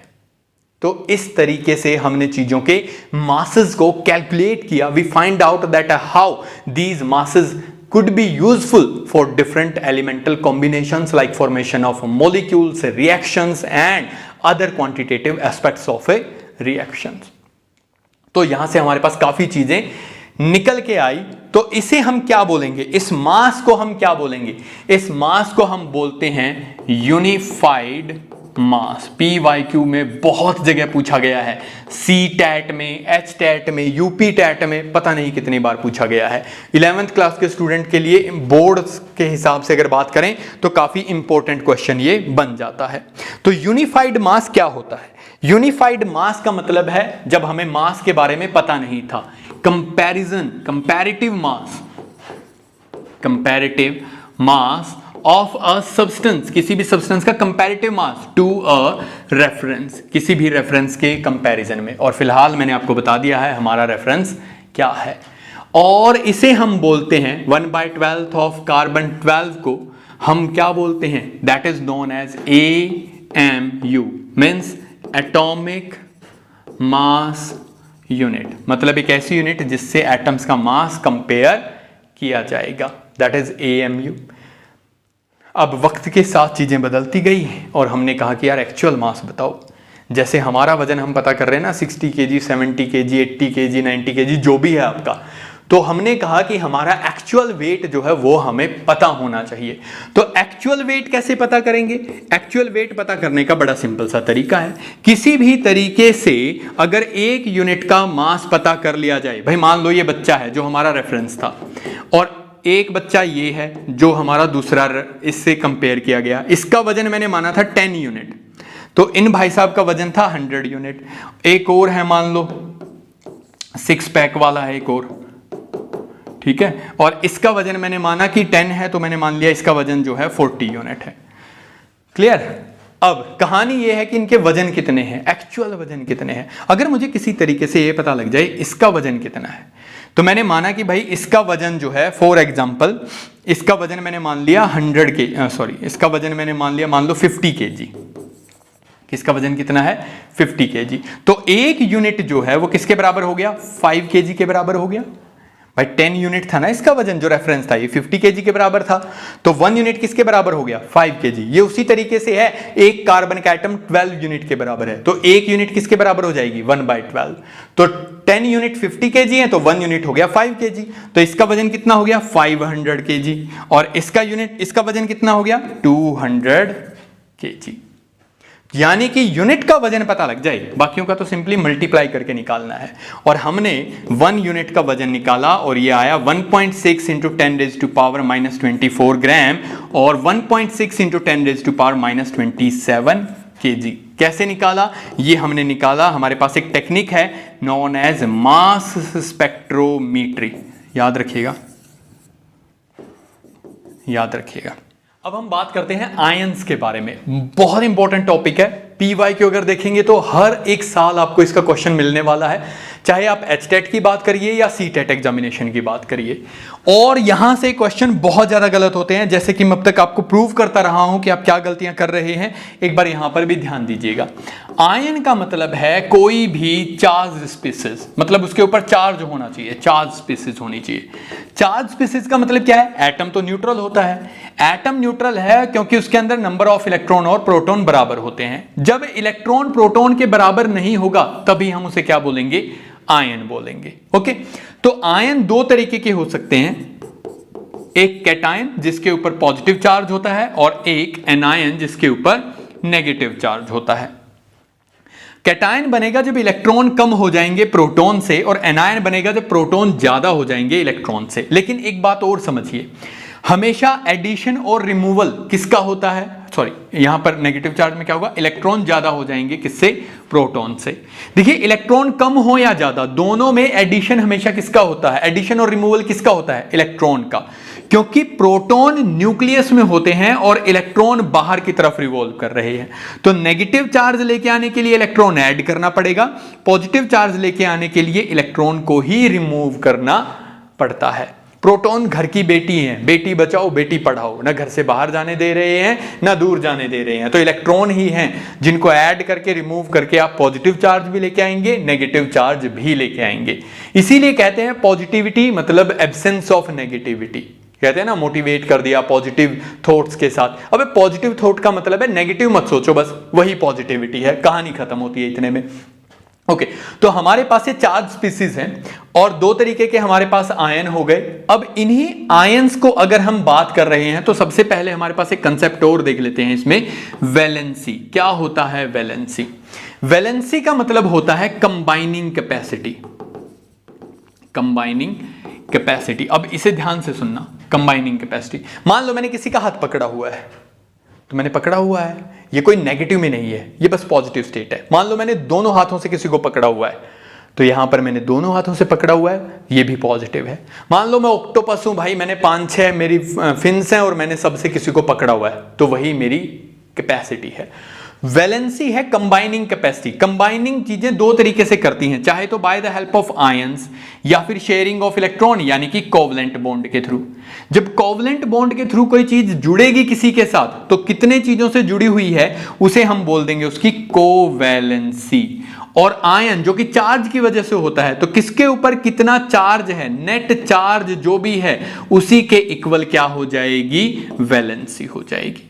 ठीक है, और ये एक मॉड्यूलस प्रॉपर्टी होती है, यानी कि इसकी वैल्यू हमेशा पॉजिटिव आती है, कभी भी आप नेगेटिव में कुछ नहीं पकड़ते हैं। ओके, तो आयन और वैलेंसी का एक बेसिक सा फंडा हमारे पास ये चल रहा है। एटॉमिसिटी क्या होता है? एटॉमिसिटी होता है नंबर ऑफ एटम, कितने एटम हैं इन एन आयन और मॉलिक्यूल। किसी भी मॉलिक्यूल में कहिए या फिर आयन में कहिए, टोटल कितने नंबर ऑफ एटम है उसे एटॉमिसिटी बोलते हैं। हर साल PYQ आता है। जैसे P4 एटॉमिसिटी कितनी है 4, S8 एटॉमिसिटी कितनी है 8, पॉली एटॉमिक भी कह सकते हैं। ओके, ओजोन O3 एटॉमिसिटी कितनी है 3। लास्ट ईयर से ये पूछे गए हैं P4 और S8। सल्फर S8 होता है, फास्फोरस P4 होता है, टेट्राहेड्रल होता है, क्राउन लाइक स्ट्रक्चर होता है। खैर आगे आगे देखते हैं यार, इतने ज्यादा सारी चीजें यहां बात करेंगे तो यहीं पर टाइम लग जाएगा। तो आयंस, वैलेंसी और एटॉमिसिटी ये बेसिक टर्म्स थी, इनके बारे में हमें पता होना चाहिए था कैसे इलेक्ट्रॉन को कम ज्यादा करके आप चार्ज लेके आएंगे। और किसी भी आयन के ऊपर जो नेट चार्ज होगा उसका मॉड्यूलस हमारे पास वैलेंसी होगा। कोई एटम अगर हमारे पास है, तो मान लो कि मेरे पास कार्बन है, नाइट्रोजन है, ऑक्सीजन है, तो क्या करेंगे, इनकी वैलेंसी कैसे आइडेंटिफाई करेंगे? इनकी वैलेंसी हम आइडेंटिफाई करते हैं इनकी इलेक्ट्रॉनिक कन्फिग्रेशन से। जैसे कार्बन है, कार्बन की इलेक्ट्रॉनिक कन्फिग्रेशन क्या होती है 2 and 4, के शेल में 2 है, एल में 4 है, तो वैलेंस शेल में 4 इलेक्ट्रॉन है, तो 8 में से 4 को माइनस कर दिया 4। नाइट्रोजन 2 and 3, तो वैलेंस इलेक्ट्रॉन कितने हैं 3। अगर वैलेंस इलेक्ट्रॉन 1, 2 या 3 हो तो वही वैलेंसी हो जाएगा। अगर वैलेंस इलेक्ट्रॉन 3 से ज्यादा हो तो 8 में से माइनस कर दीजिएगा, वही वैलेंसी हो जाएगा। जैसे मान लो कि हम बात कर रहे हैं फ्लोरीन की 2 and 5, ये हमारे पास 2 and 7, ये हमारे पास इलेक्ट्रॉनिक कन्फिग्रेशन है, तो 8 - 7 1, यानी कि इसकी क्या हो गई, वैलेंसी हो गई। तो इस तरीके से हम एटम, आयन और मॉलिक्यूल्स की वैलेंसी आइडेंटिफाई कर सकते हैं। तो अब हम आते हैं कुछ क्वेश्चंस के ऊपर। ये क्वेश्चंस जरूर ध्यान से सुनना है क्योंकि यहां से क्वेश्चन आने के चांसेस हैं, और किस तरीके से आपको कंफ्यूज करता है एग्जामिनर अभी देख लेते हैं और देखते हैं आपको कितने ये आते हैं या नहीं आते हैं, या ओवर कॉन्फिडेंस में फंसे हुए थे आप अभी तक। चलो सबसे पहले मैं एक एग्जाम्पल लेता हूं, ये वाला। What is the valency of sulphate ion? जल्दी से बताएंगे, कमेंट बॉक्स में मुझे फटाफट बता दीजिए what is the valency of sulphate ion. अभी बताया था मैंने, जितना चार्ज होगा। अच्छा यहां पर फंस जाएंगे आप, सल्फेट आयन, क्या आपको सल्फेट आयन का फॉर्मूला पता है? अगर आपको फॉर्मूला मेकिंग नहीं आती तो आपको लास्ट में ये सब सुनो ना सुनो, वैलेंसी के क्वेश्चंस और फॉर्मूला मेकिंग दोनों चीजें ध्यान से सुनना, बीच वाला पार्ट बेशक हटा देना भाई। सल्फेट आयन SO4 2 नेगेटिव ये होता है। अभी मैंने बोला जितना चार्ज होगा वही वैलेंसी होगी, कितना चार्ज है 2, तो ये हो गई भाई, ये वैलेंसी हो गई। ठीक है, ऑप्शन सीधा सीधा मुझे क्लियरली दिखाई दे रहा था। कंफ्यूजन के लिए सेकंड ऑप्शन में 3rd लिखा हुआ है, थर्ड ऑप्शन में 2 लिखा हुआ है, ये एग्जामिनर कंफ्यूजन क्रिएट करता है। दूसरे पार्ट की अगर बात की जाए, what is the valency of Mn2 positive, ये क्वेश्चन देखिए, what is the valency of Mn2 positive, क्या होगा इसका आंसर? ओके, पहला ऑप्शन है +2, दूसरा ऑप्शन जो है वो है हमारे पास, फर्स्ट ऑप्शन जो है वो क्या है +2, एक ऑप्शन है -2। अब आपको लगेगा यस आई गॉट इट, ये तो मुझे समझ में आ गया भाई, सर ने बोला भी था कि वैलेंसी कभी भी नेगेटिव नहीं होती, ये एक मॉड्यूलस प्रॉपर्टी है। चार्ज पॉजिटिव या नेगेटिव होता है, वैलेंसी नहीं होती, तो आंसर क्या होगा 1। ठीक है, तो आंसर अब भी क्या होगा 1, फर्स्ट ऑप्शन, मतलब कि आंसर क्या हो जाएगा +2। दूसरे क्वेश्चन के ऊपर आते हैं। एक क्वेश्चन और है, अगर ये आपने आंसर कर दिया तो समझो कि कहानी समझ में आ गई, बहुत इंटेलिजेंट हो तुम लोग, जबरदस्त। तो पहला क्वेश्चन था जिसमें सल्फेट आयन की हमसे वैलेंसी पूछी गई, फॉर्मूला मेकिंग से रिलेट कर दिया। दूसरा क्वेश्चन आपसे प्लस माइनस का कंसेप्ट जांच लिया। अब इस क्वेश्चन का आंसर बता दीजिए। चलो थोड़ी सी हेल्प मैं कर देता हूं। कार्बोनेट आयन होते हैं CO3 2 नेगेटिव। तो अब आप मुझे बता दीजिए कि इसमें कार्बोनेट आयन में जो क्वेश्चन है what is the valency of carbon, तो वो क्या होगा। चार्ज कितना है -2, तो ये लगा दे -2। नहीं, पढ़ा था ना, वो पढ़ाकू बच्चा की क्लासेस थी हमारी, हमने पढ़ा था वैलेंसी हमेशा क्या होती है पॉजिटिव। ले भैया आ गई 90 मार्क्स, हो गया स्टेट क्लियर। नहीं हुआ, नेगेटिव गया।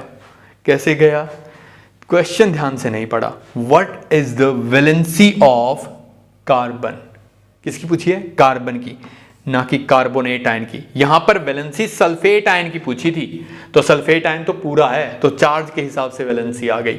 यहां पर वैलेंसी आयन की पूछी थी, तो चार्ज के हिसाब से आ गई, माइनस पे नहीं लगाना, प्लस पे लगाना। सेकंड कंसेप्ट, सेंट्रल एटम की वैलेंसी पूछी गई है। कार्बोनेट का स्ट्रक्चर ये होता है CO नेगेटिव O नेगेटिव। तो कार्बन भाई साहब कितने बॉन्ड बना के बैठे हैं, 4 कोवलेंट बॉन्ड। तो कार्बन की कोवैलेंसी है यहां पर ये। तो पहला ऑप्शन कट, क्योंकि कभी भी नेगेटिव नहीं हो सकती, तो आप श्योर हो गए इसके बारे में। कोई कंफ्यूज हो सकता है 3 और 2 में, एक आध स्टूडेंट, तो 4 पे टिक कर सकता है। और आंसर कौन सा था, ये वाला, यानी कि second option was the correct answer for this. बोलो खेल असली के नकली, आई मीन बोलो समझ में आया कि नहीं। चलो अब आते हैं नेक्स्ट क्वेश्चन के ऊपर, जो कि आजकल का ट्रेंड है। ये है ट्रेंडिंग क्वेश्चन जो मैं आपको करवा रहा हूं। आजकल एग्जामिनर ऐसे क्वेश्चन बहुत पूछ रहा है, तो देखते हैं क्या है हमारे पास इस क्वेश्चन में। ठीक है, ये क्वेश्चन, इस तरीके के क्वेश्चन आजकल CTET HTET में पूछे जाने के चांसेस ज्यादा बन रहे हैं। चलो फोकस करते हैं भाई, ध्यान से देखिएगा। हमारे पास 4 डिफरेंट आयंस हैं और हमें आइडेंटिफाई करना है कि कौन सा आयन क्या है। सबसे पहला पॉलीवैलेंट, मतलब कि चार्ज एक से ज्यादा होना चाहिए, तो ये दोनों तो हट गए। मोनो एटॉमिक, मतलब एटम एक होना चाहिए, ये रह गया। कैटायन, यानी कि पॉजिटिव चार्ज हो गया। दूसरा मोनोवैलेंट, चार्ज 1 यूनिट होना चाहिए। पॉली एटॉमिक, एटम एक से ज्यादा होने चाहिए। दोनों के ऊपर ऐसा है 1 यूनिट 1 यूनिट, एटम भी ज्यादा है। लेकिन कैटायन यानी कि पॉजिटिव चार्ज, तो कौन बन गया, ammonium. Monovalent poly atomic anion, bicarbonate ion. Polyvalent poly atomic anion, phosphate ion. तो इस तरीके के क्वेश्चन नीचे 3-4 ऑप्शन होते हैं, मैट्रिक्स मैच को करना होता है, तो आपको इस तरीके से आइडेंटिफाई करने हैं। वैलेंट में चार्ज देखना है, एटॉमिक में नंबर ऑफ एटम कैलकुलेट करने हैं। बहुत ज्यादा इंपॉर्टेंट है, प्लीज आजकल ये ट्रेंड में है, इन क्वेश्चंस की प्रैक्टिस जरूर करिएगा। मैंने ये क्वेश्चंस असाइनमेंट्स में भी डाले हैं, तो असाइनमेंट में भी आपको इनकी प्रैक्टिस जरूर करनी है। क्लियर, चलिए नेक्स्ट पॉइंट के ऊपर आते हैं। आई होप ये क्वेश्चंस आपको समझ में आए होंगे। मॉलिक्यूल क्या होता है, अभी तक हमने डिटेल में पढ़ लिया है। एटम क्या है, आयन क्या है, क्यों बनेंगे, कैसे फॉर्मूला बनाया, IUPAC क्या कहता है, क्या क्या एटम की प्रॉपर्टीज हैं, फिजिकल चेंज क्या है, केमिकल चेंज क्या है, किस तरीके से बिहेव करेंगे। मॉलिक्यूल क्या है, molecule is the smallest particle, the smallest particle. भाई किस किस को स्टेबल करेंगे, किस किस को स्मॉलेस्ट बनाएंगे। कभी कह देते हैं एटम सबसे छोटा पार्टिकल है, कभी कह देते हैं इलेक्ट्रॉन प्रोटॉन छोटे हैं, अब कह दिया मॉलिक्यूल सबसे छोटा पार्टिकल है। मैं फिर से कह रहा हूं, एटम सबसे छोटा पार्टिकल नहीं है, एटम से छोटे पार्टिकल हैं। तो फिर बुक्स में क्यों लिखा होता है atom is the smallest particle. जब भी ये लिखेगा उसके आगे कंडीशन डालनी पड़ेगी, atom is the smallest particle which participate in a chemical reaction. जब भी कोई केमिकल चेंज होता है तो एटम अपने आप को तोड़ के नए तरीके से जोड़ते हैं, मॉलिक्यूल्स नए बनते हैं। ऐसा नहीं है कि एटम डिस्ट्रॉय हो जाते हैं। तो एटम रिएक्शन में पार्टिसिपेट करने वाला सबसे छोटा पार्टिकल। फिर मॉलिक्यूल क्यों है, molecule is the smallest particle which is stable in nature. इस दुनिया में जो स्टेबल है वो सबसे छोटा पार्टिकल कौन है, मॉलिक्यूल। ऑक्सीजन का मॉलिक्यूल स्टेबल है, एटम नहीं। NaCl का, नमक का मॉलिक्यूल स्टेबल होगा, आयंस नहीं। ग्लूकोज के मॉलिक्यूल स्टेबल होंगे, अकेले कार्बन, हाइड्रोजन, ऑक्सीजन नहीं। तो सबसे छोटा पार्टिकल किसी भी सब्सटेंस का जो नेचर में आपको मिलेगा वो क्या है? मॉलिक्यूल है। ओके, इसीलिए अगर आपको याद हो तो मैंने बिल्कुल फर्स्ट क्वेश्चन करवाया था जिसमें मैंने इस बात से मना कर दिया था कि हीलियम नियॉन एक ऐसे एटम है जो नेचर में स्टेबल है। वो एटम है ही नहीं। Noble gases, please note down this thing, note down करके रखिएगा या स्क्रीनशॉट लीजिएगा। Noble gases are consider as monoatomic molecule, एक ऐसा मॉलिक्यूल जिसके अंदर एक ही एटम है, क्योंकि ये नेचर में स्टेबल है। इनकी potential energy minimum potential energy से नीचे की तरफ लाई करती है। दूसरी बात, जब मॉलिक्यूल्स बनेंगे तो एटम आपस में जुड़ेंगे। तो यहां पर दो वर्ड आते हैं, मॉलिक्यूल ऑफ एलिमेंट। अगर सारे एक जैसे एटम आपस में जुड़ जाएं तो हमारे पास क्या बनेगा? Molecule of element. Ozone, P4S8, ये एक से ज्यादा एटम जुड़ गए, स्टेबल हो गए, एक से ज्यादा एटम जुड़ गए, स्टेबल हो गए, तो ये मॉलिक्यूल्स बन गए। जैसे ही एटम जुड़े मॉलिक्यूल बन गए। एक जैसे मॉलिक्यूल जुड़े हुए हैं तो हम क्या बोलेंगे? Molecule of element. तो एलिमेंट क्या है? कोई भी ऐसा सब्सटेंस जिसके अंदर सारे के सारे एटम भी एक जैसे हों, तो वो क्या बनेंगे? एलिमेंट बनेंगे। टोटल कितने एलिमेंट हैं अब तक नेचर में? 118 पीरियोडिक टेबल वाले। वही तो, जब भी कोई एलिमेंट का एग्जांपल पूछे, देखो क्या ये पीरियोडिक टेबल में है या नहीं है। दूसरा, मॉलिक्यूल ऑफ कंपाउंड। कंपाउंड का मतलब क्या होता है? जब एक या एक से ज्यादा टाइप के एटम आपस में कंबाइन कर जाएं, जैसे वाटर है H2O, तो हाइड्रोजन और ऑक्सीजन दो टाइप के, दो नहीं दो टाइप के, एटम तो तीन है लेकिन दो टाइप के हैं। H2SO4 दो से ज्यादा टाइप, टोटल एटम 7 है, एटॉमिसिटी 7 है, लेकिन कितने टाइप के हैं? 3 टाइप के एटम है। मिनिमम 2 टाइप के होने ही होने चाहिए। तो 2 या 2 से ज्यादा टाइप के एटम अगर आपस में जुड़ जाएंगे तो हमारे पास क्या बन जाएगा? कंपाउंड। और ये केमिकली जुड़े होते हैं। केमिकली जुड़ने का मतलब है ऐसा नहीं है कि आप पानी को छानेंगे, हाइड्रोजन अलग ऑक्सीजन अलग। इन्हें फिजिकल मेथड से सेपरेट नहीं किया जा सकता, किसी भी फिजिकल मेथड से इनको सेपरेट नहीं किया जा सकता। केमिकल रिएक्शन करवानी पड़ेगी तभी ये जाके सेपरेट होंगे। तो ये कहलाएगा मॉलिक्यूल ऑफ कंपाउंड, ये कहलाएगा मॉलिक्यूल ऑफ एलिमेंट। क्लियर? दूसरी बात, जो हमारे पास जो कंपाउंड बनेगा, कंपाउंड की प्रॉपर्टीज डिफरेंट होती हैं। कंपाउंड की प्रॉपर्टी कंप्लीटली डिफरेंट होती हैं अपने पेरेंट एलिमेंट से। जैसे मैं एक एग्जांपल देता हूं, हाइड्रोजन एक हाईली एक्सप्लोसिव गैस है, काफी हाई कैलोरीफिक वैल्यू के साथ बर्न करता है। ऑक्सीजन किसी भी चीज को जलने में हेल्प करता है, इसके बिना जलेगा ही नहीं। और इन दोनों को मिला दो तो क्या बन गया? वाटर।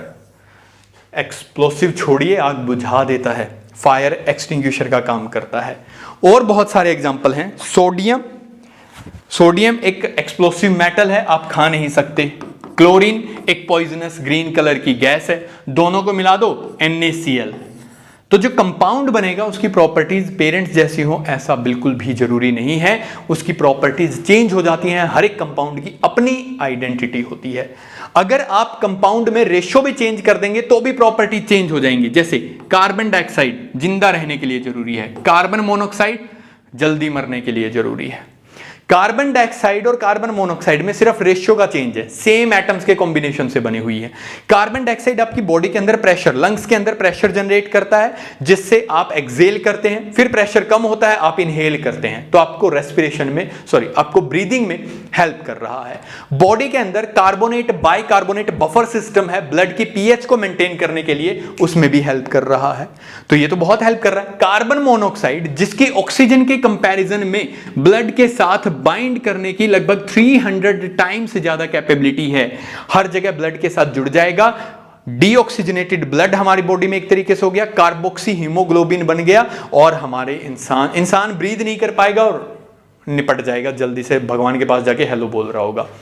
इसीलिए आग लगने से जल के ज्यादा लोग नहीं मरते, दम घुट के ज्यादा लोग मरते हैं, क्योंकि वहां पर क्या प्रोड्यूस होती है?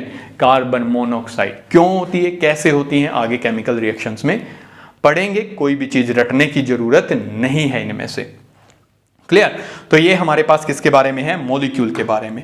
मॉलिक्यूल अब एटम से ही बना हुआ है तो इसका मतलब एटम्स का वजन जोड़ देंगे तो मॉलिक्यूलर मास आ जाएगा। जैसे H2SO4 की बात करें तो H2SO4 का मास क्या हो जाएगा, 2 हाइड्रोजन है, 1 सल्फर है, 4 ऑक्सीजन है। ऑक्सीजन का मास 16 है, सल्फर का 32, हाइड्रोजन का 1, तो टोटल कितना हो जाएगा 98। क्या 98 U एक मॉलिक्यूल का मास है ना।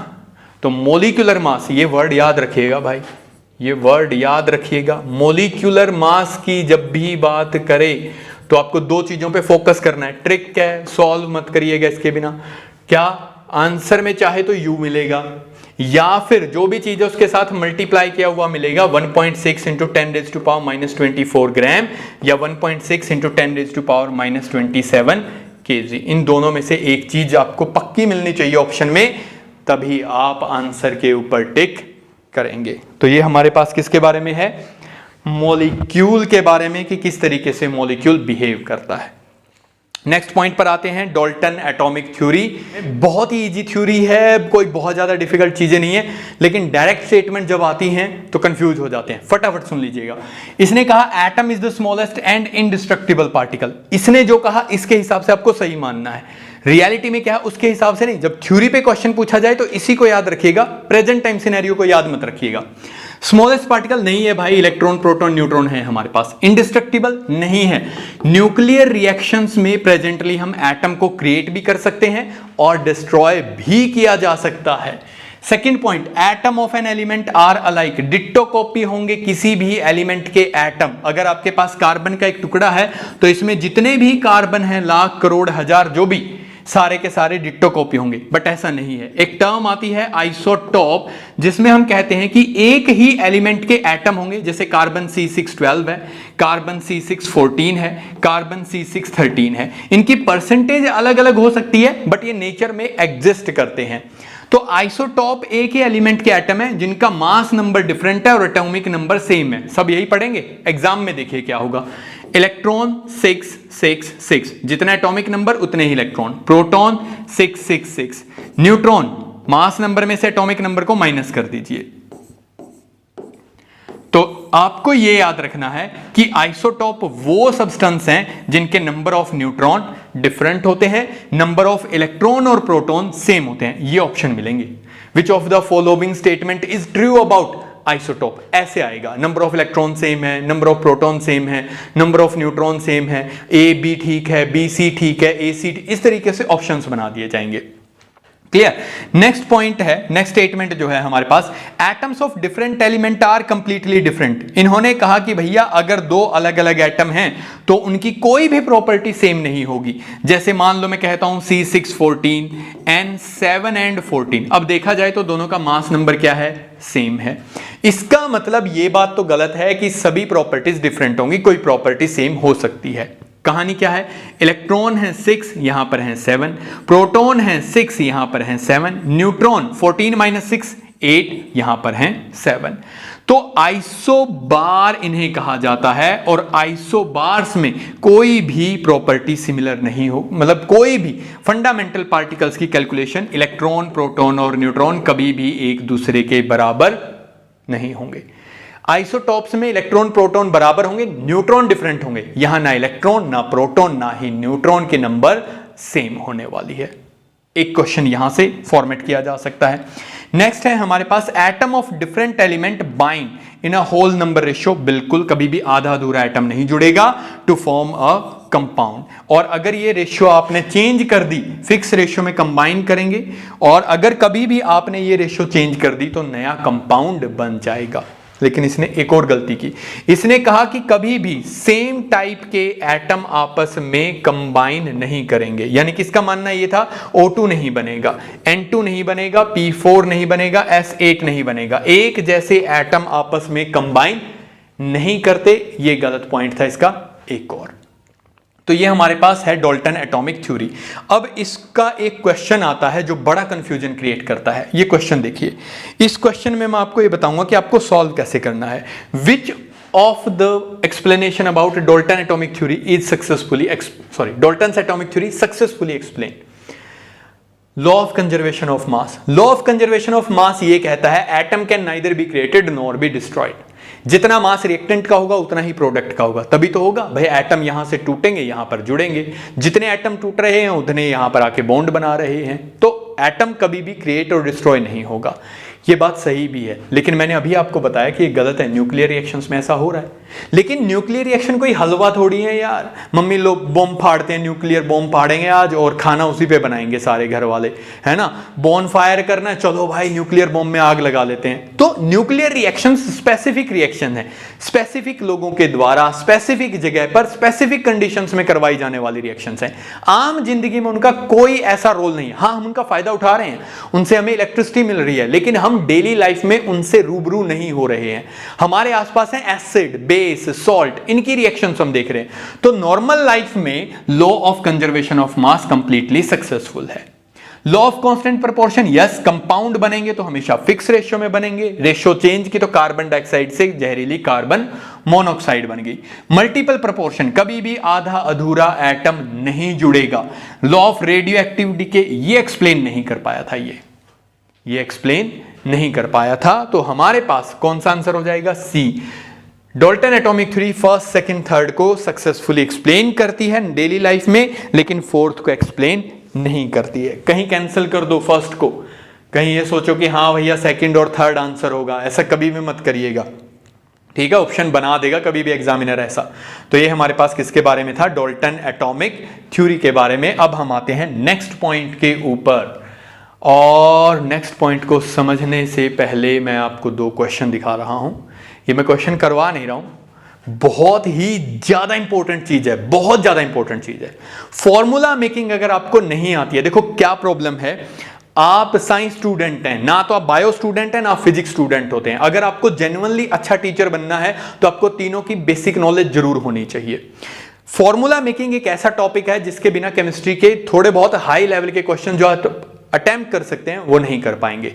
केमिस्ट्री वाले ओवर कॉन्फिडेंस में मारे जाते हैं। पीजीटी केमिस्ट्री में क्वेश्चन आएंगे, अरेंज करना है इंक्रीजिंग या डिक्रीजिंग ऑर्डर में। क्लोरिक एसिड है, क्लोरस एसिड है, हाइपोक्लोरस एसिड है, क्लोराइड आयन है, बताओ किसकी एसिडिटी ज्यादा होगी, किसकी बेसिसिटी होगी, बताओ कौन अच्छा लेविस एसिड है, बेस है।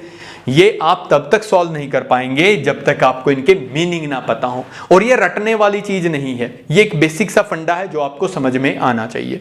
जैसे क्वेश्चन आया हुआ है, which have maximum number of oxygen atom, 2 mole of potassium sulphide, 1.7 mole of sodium sulphate, 3 mole of oxygen atom, 4 mole of sodium bicarbonate. ये था सोडियम बाइकार्बोनेट। अब बताना, अगर आपको बाइकार्बोनेट का फॉर्मूला ही नहीं पता, ऑक्सीजन कहां से काउंट करोगे? अगर आप सल्फेट सल्फाइट में डिफरेंस नहीं कर सकते तो फॉर्मूला कहां से? क्वेश्चन हो गया ना गलत। दूसरा क्वेश्चन देखिए, एक क्वेश्चन और है यहां पर हमारे पास, एक क्वेश्चन और है। चलो भैया तुम हटो, अरे हटो भाई। देखो हमारे पास एक क्वेश्चन और है, क्या है question? In which chemical change chlorine act as oxidizing agent? Thermal decomposition of potassium chloride, photochemical decomposition of silver chloride, electrolysis of HCl। Decomposition and electrolysis are not example of redox reaction. अगर potassium chloride ही नहीं पता क्या है, silver chloride ही नहीं पता क्या है, इलेक्ट्रोलिसिस का क्या मीनिंग है, तो क्वेश्चन सॉल्व कैसे करेंगे?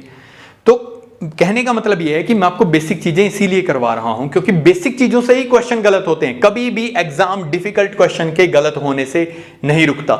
हमेशा याद रखिए, जो इजी क्वेश्चन सिली मिस्टेक से आपने गलत किए हैं वही आपको नुकसान करवाते हैं। जो डिफिकल्ट क्वेश्चन है वो तो सबका गलत हो जाता है यार, उसमें तो सबका एरर रहता है। बात है इजी क्वेश्चन पे कितने लोग सही टिक करके आ रहे हैं, वही सक्सेसफुल हो रहे हैं। तो हम बात कर रहे हैं फॉर्मूला मेकिंग की, कि फॉर्मूला बनता कैसे है। देखो हमारे पास फॉलो होता है principle of net neutrality. Principle of net neutrality मतलब दुनिया में कोई भी चीज ना तो पॉजिटिवली चार्ज रहना चाहती, ना ही नेगेटिवली चार्ज। हर एक चीज चाहती है कि वो अपने आप को न्यूट्रल कर ले, अपने आप को स्टेबल कर ले। तो कैटायन एनायन को अट्रैक्ट करता है और एनायन कैटायन के ऊपर अट्रैक्टिव फोर्स लगाता है, जिन्हें हम इलेक्ट्रोस्टैटिक फोर्स ऑफ अट्रैक्शन भी बोलते हैं। तो जब भी आपको कोई फॉर्मूला बोला जाएगा उसमें शुरू में आपको कैटायन बोला जाएगा। जैसे मान लो मैं कहता हूं सोडियम क्लोरेट, मान लो मैंने बोल दिया सोडियम क्लोरेट, तो ये हिस्सा आपको नेगेटिव पार्ट में मिलेगा और ये हिस्सा आपको पॉजिटिव पार्ट में मिलेगा। तो कैटायन पहले लिखा जाएगा, एनायन बाद में, सिवाय एक जगह, अगर आपका एनायन ऑर्गेनिक मोइटी है यानी कि कार्बन बेस सिस्टम है, तो वहां पर एनायन पहले होगा। जैसे आपने सुना होगा सोडियम एसीटेट, तो सोडियम एसीटेट आप देखेंगे ऐसे लिखा हुआ मिलेगा Na पॉजिटिव सोडियम एसीटेट, और सोडियम क्लोराइड कैसे लिखा हुआ मिलेगा NaCl, पहले पॉजिटिव फिर नेगेटिव। तो जब कार्बन बेस्ड एनायन आ जाते हैं तो पहले हम लिखेंगे कार्बन बेस्ड को, उसके बाद लिखेंगे कैटायन को। एक ये छोटी सी चीज याद रखिएगा। अब मैं आपको बता रहा हूं कि कैटायन और एनायन आइडेंटिफाई कैसे करें। लिखते कैसे हैं भाई, सीधी सी बात है, आपने सुना हुआ है Na पॉजिटिव है, CO3 2 नेगेटिव है, तो क्या कहते हैं 1 2, ये इसके साथ क्रॉस मल्टीप्लाई, ये इसके साथ। भाई जो चार्ज होगा, जो वैलेंसी होगी, उसे क्या करवा दो, क्रॉस मल्टीप्लाई। क्यों करवा दो भाई क्रॉस मल्टीप्लाई, कोई रूल है?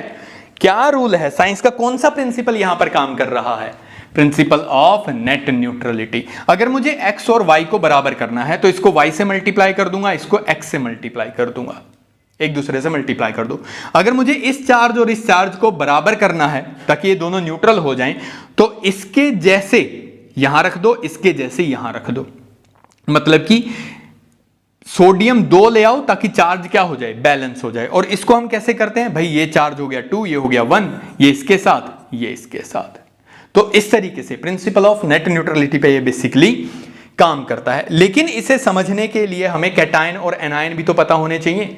सबसे पहले बात करते हैं कैटायंस के बारे में। बेसिक सा तरीका अभी बता देता हूं, 2 लाइन याद रखना है। लीना की रूबी से friendship, hydrogen, lithium, sodium, potassium, rubidium, caesium, francium, हमेशा कितना चार्ज होगा, +1। दूसरी लाइन है बेटी मांगे कार स्कूटर बाप राजी। Beryllium, magnesium, calcium, strontium, barium और रेडियम, हमेशा कितना चार्ज होगा, +2। मतलब जैसे ही इनका नाम सुनाई दे तो चार्ज लगा दीजिएगा। थर्ड, बाबा अली गया इंडिया, इन पे कितना चार्ज होगा, 3। बोरोन हो गया, एल्यूमिनियम हो गया, यही मेनली आपको मिलने वाले हैं। क्लियर? तो ये तो हो गए 1 2 3 चार्ज वाले। दूसरा, हम पर कम, हम पर कम, हमको इंग्लिश में क्या बोलते हैं, अस। तो जिसके भी नाम के पीछे अस आ जाए उस पर चार्ज कम होगा। मतलब जैसे ferrous +2, ferric +3, Fe3 positive, cuprous Cu positive, cupric Cu2 positive, mercurous Hg positive, mercuric Hg2 positive, stannous Sn2 positive, stannic Sn4 positive, aurous Au positive, auric Au3 positive. तो इस तरीके से हमारे पास नाम होते हैं। जिंक पर कितना चार्ज होता है, 2 पॉजिटिव होता है। अमोनियम आयन पर कितना चार्ज होता है, अमोनिया डेरिवेटिव है, 1 पॉजिटिव होता है। ठीक है। हाइड्रोनियम आयन पर कितना चार्ज होता है, H3O पॉजिटिव होता है। लो भाई निपट गए, पॉजिटिव चार्ज वाले निपट गए। तो पॉजिटिव चार्ज वाला पहले बोला जाएगा और इस तरीके से आप उनके ऊपर चार्ज डिसाइड करते हैं। नेगेटिव चार्ज वाले और 1 मिनट में करवा देता हूं, बस ध्यान दीजिएगा, रटने नहीं है। 2-3 चीजें याद हो गई तो समझो सारी बात बन गई। चलो इससे पहले मैं 1-2 चीज और आपको यहीं पर करवा देता हूं। Negatively charge ion, I hope आपने इसका स्क्रीनशॉट ले लिया होगा। अगर आपने इसका स्क्रीनशॉट नहीं लिया है तो आप ले सकते हैं। चलिए नेक्स्ट पॉइंट पे आते हैं। नेक्स्ट पॉइंट है हमारे पास एनायंस। एनायन देखो कितने आसानी से याद करवाता हूं, 4 याद कर लो। Carbonate CO3 2 negative, nitrate NO3 negative, sulphate SO4 2 negative, phosphate PO4 3 negative. Okay ठीक है। पहले 3 ऑक्सीजन वाले फिर 4 ऑक्सीजन वाले, पहले 1 चार्ज फिर 2 चार्ज फिर 2 चार्ज फिर 3 चार्ज। मतलब इसको ऐसे लिखो,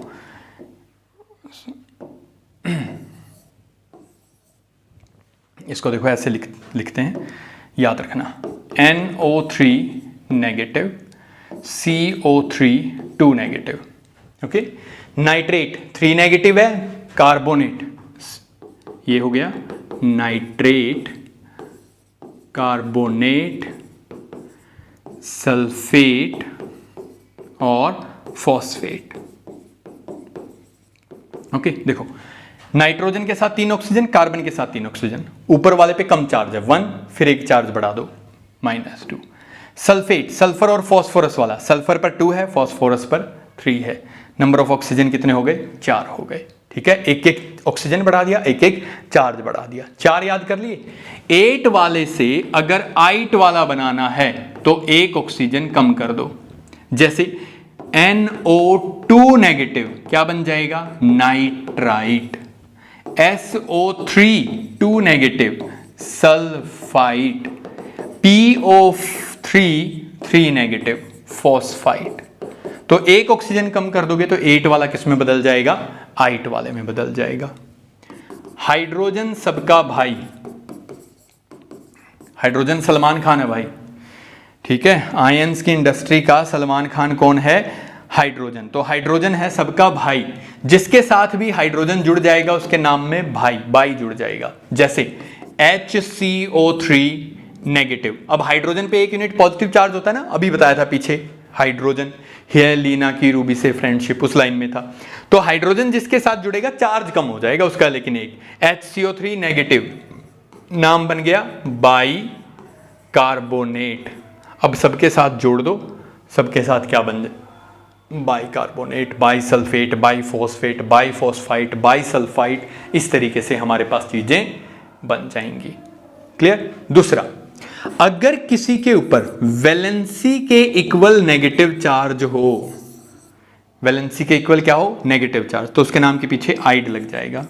जैसे F negative, Cl negative, Br negative, I negative. इनकी वैलेंसी कितनी होती है? 1।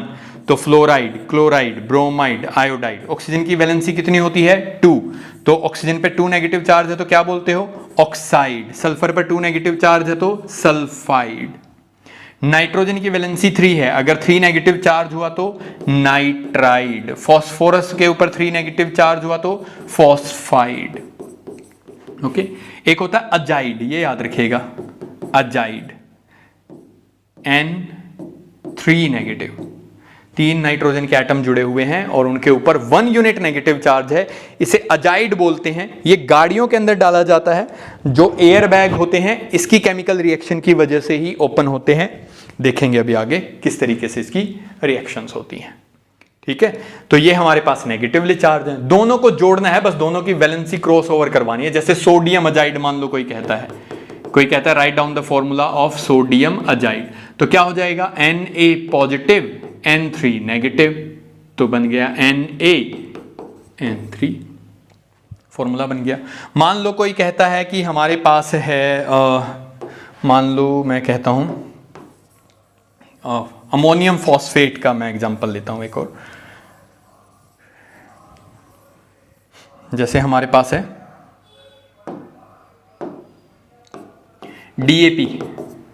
डीएपी आता है ना, खेतों में डालते हैं डीएपी भाई, क्या मतलब है? Die ammonium phosphate.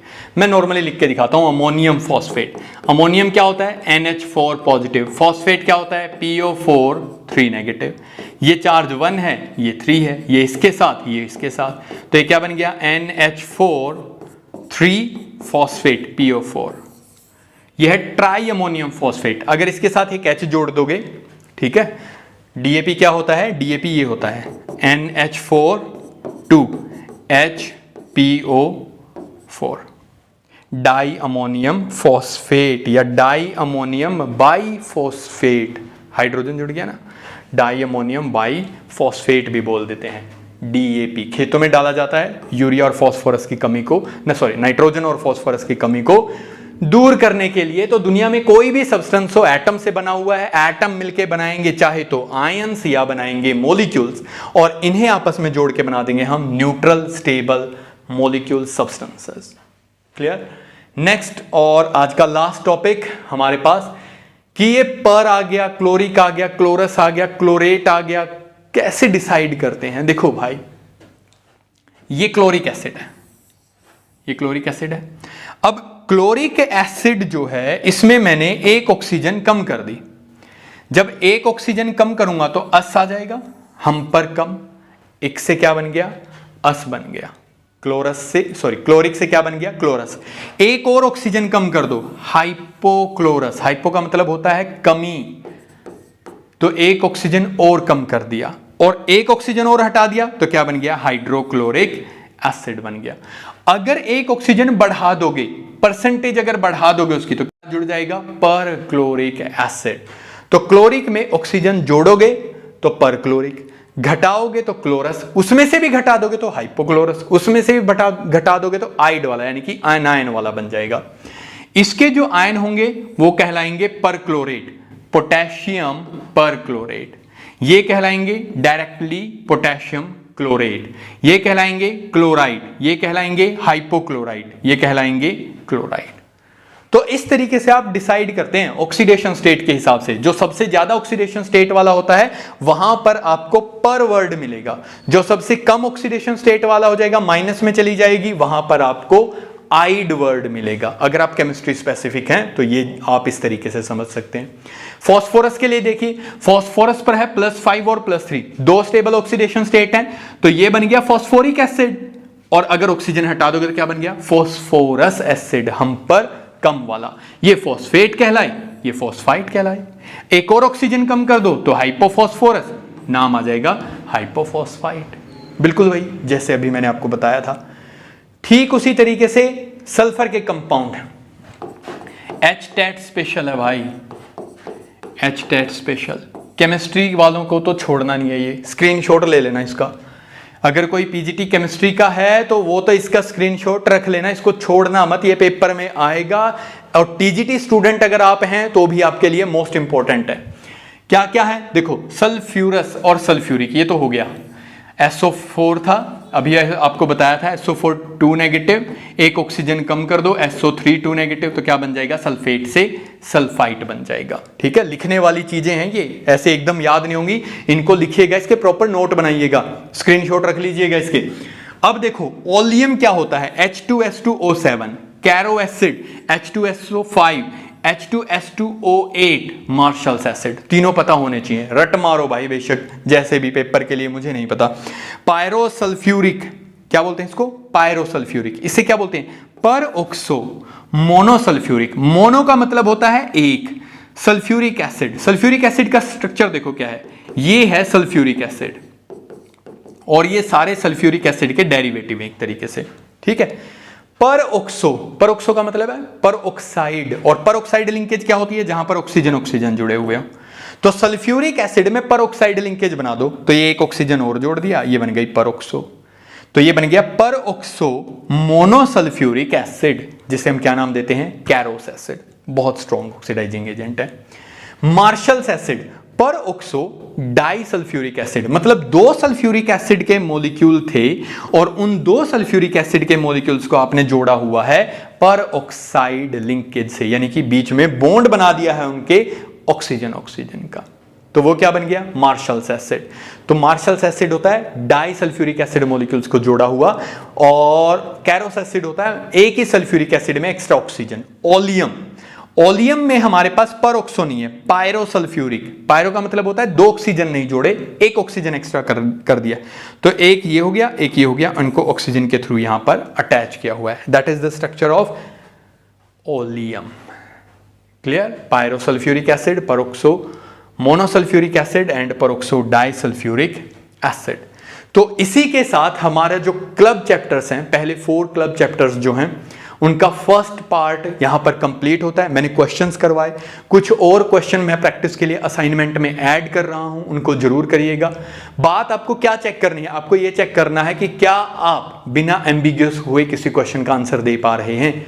अगर नहीं तो आपको हर एक सब्जेक्ट में, चाहे आप बायो के हो, चाहे फिजिक्स के हो या केमिस्ट्री के, आपको छोटी छोटी चीजें पढ़ने की जरूरत है, क्योंकि उन्हीं छोटी छोटी चीजों को गलत करके पढ़ते हैं हम और ऑप्शंस में गड़बड़ करते हैं। कभी कभी हो सकता है 1-2 लेक्चर डिले हो जाए, तो प्लीज थोड़ा सा पेशेंस बनाए रखिए।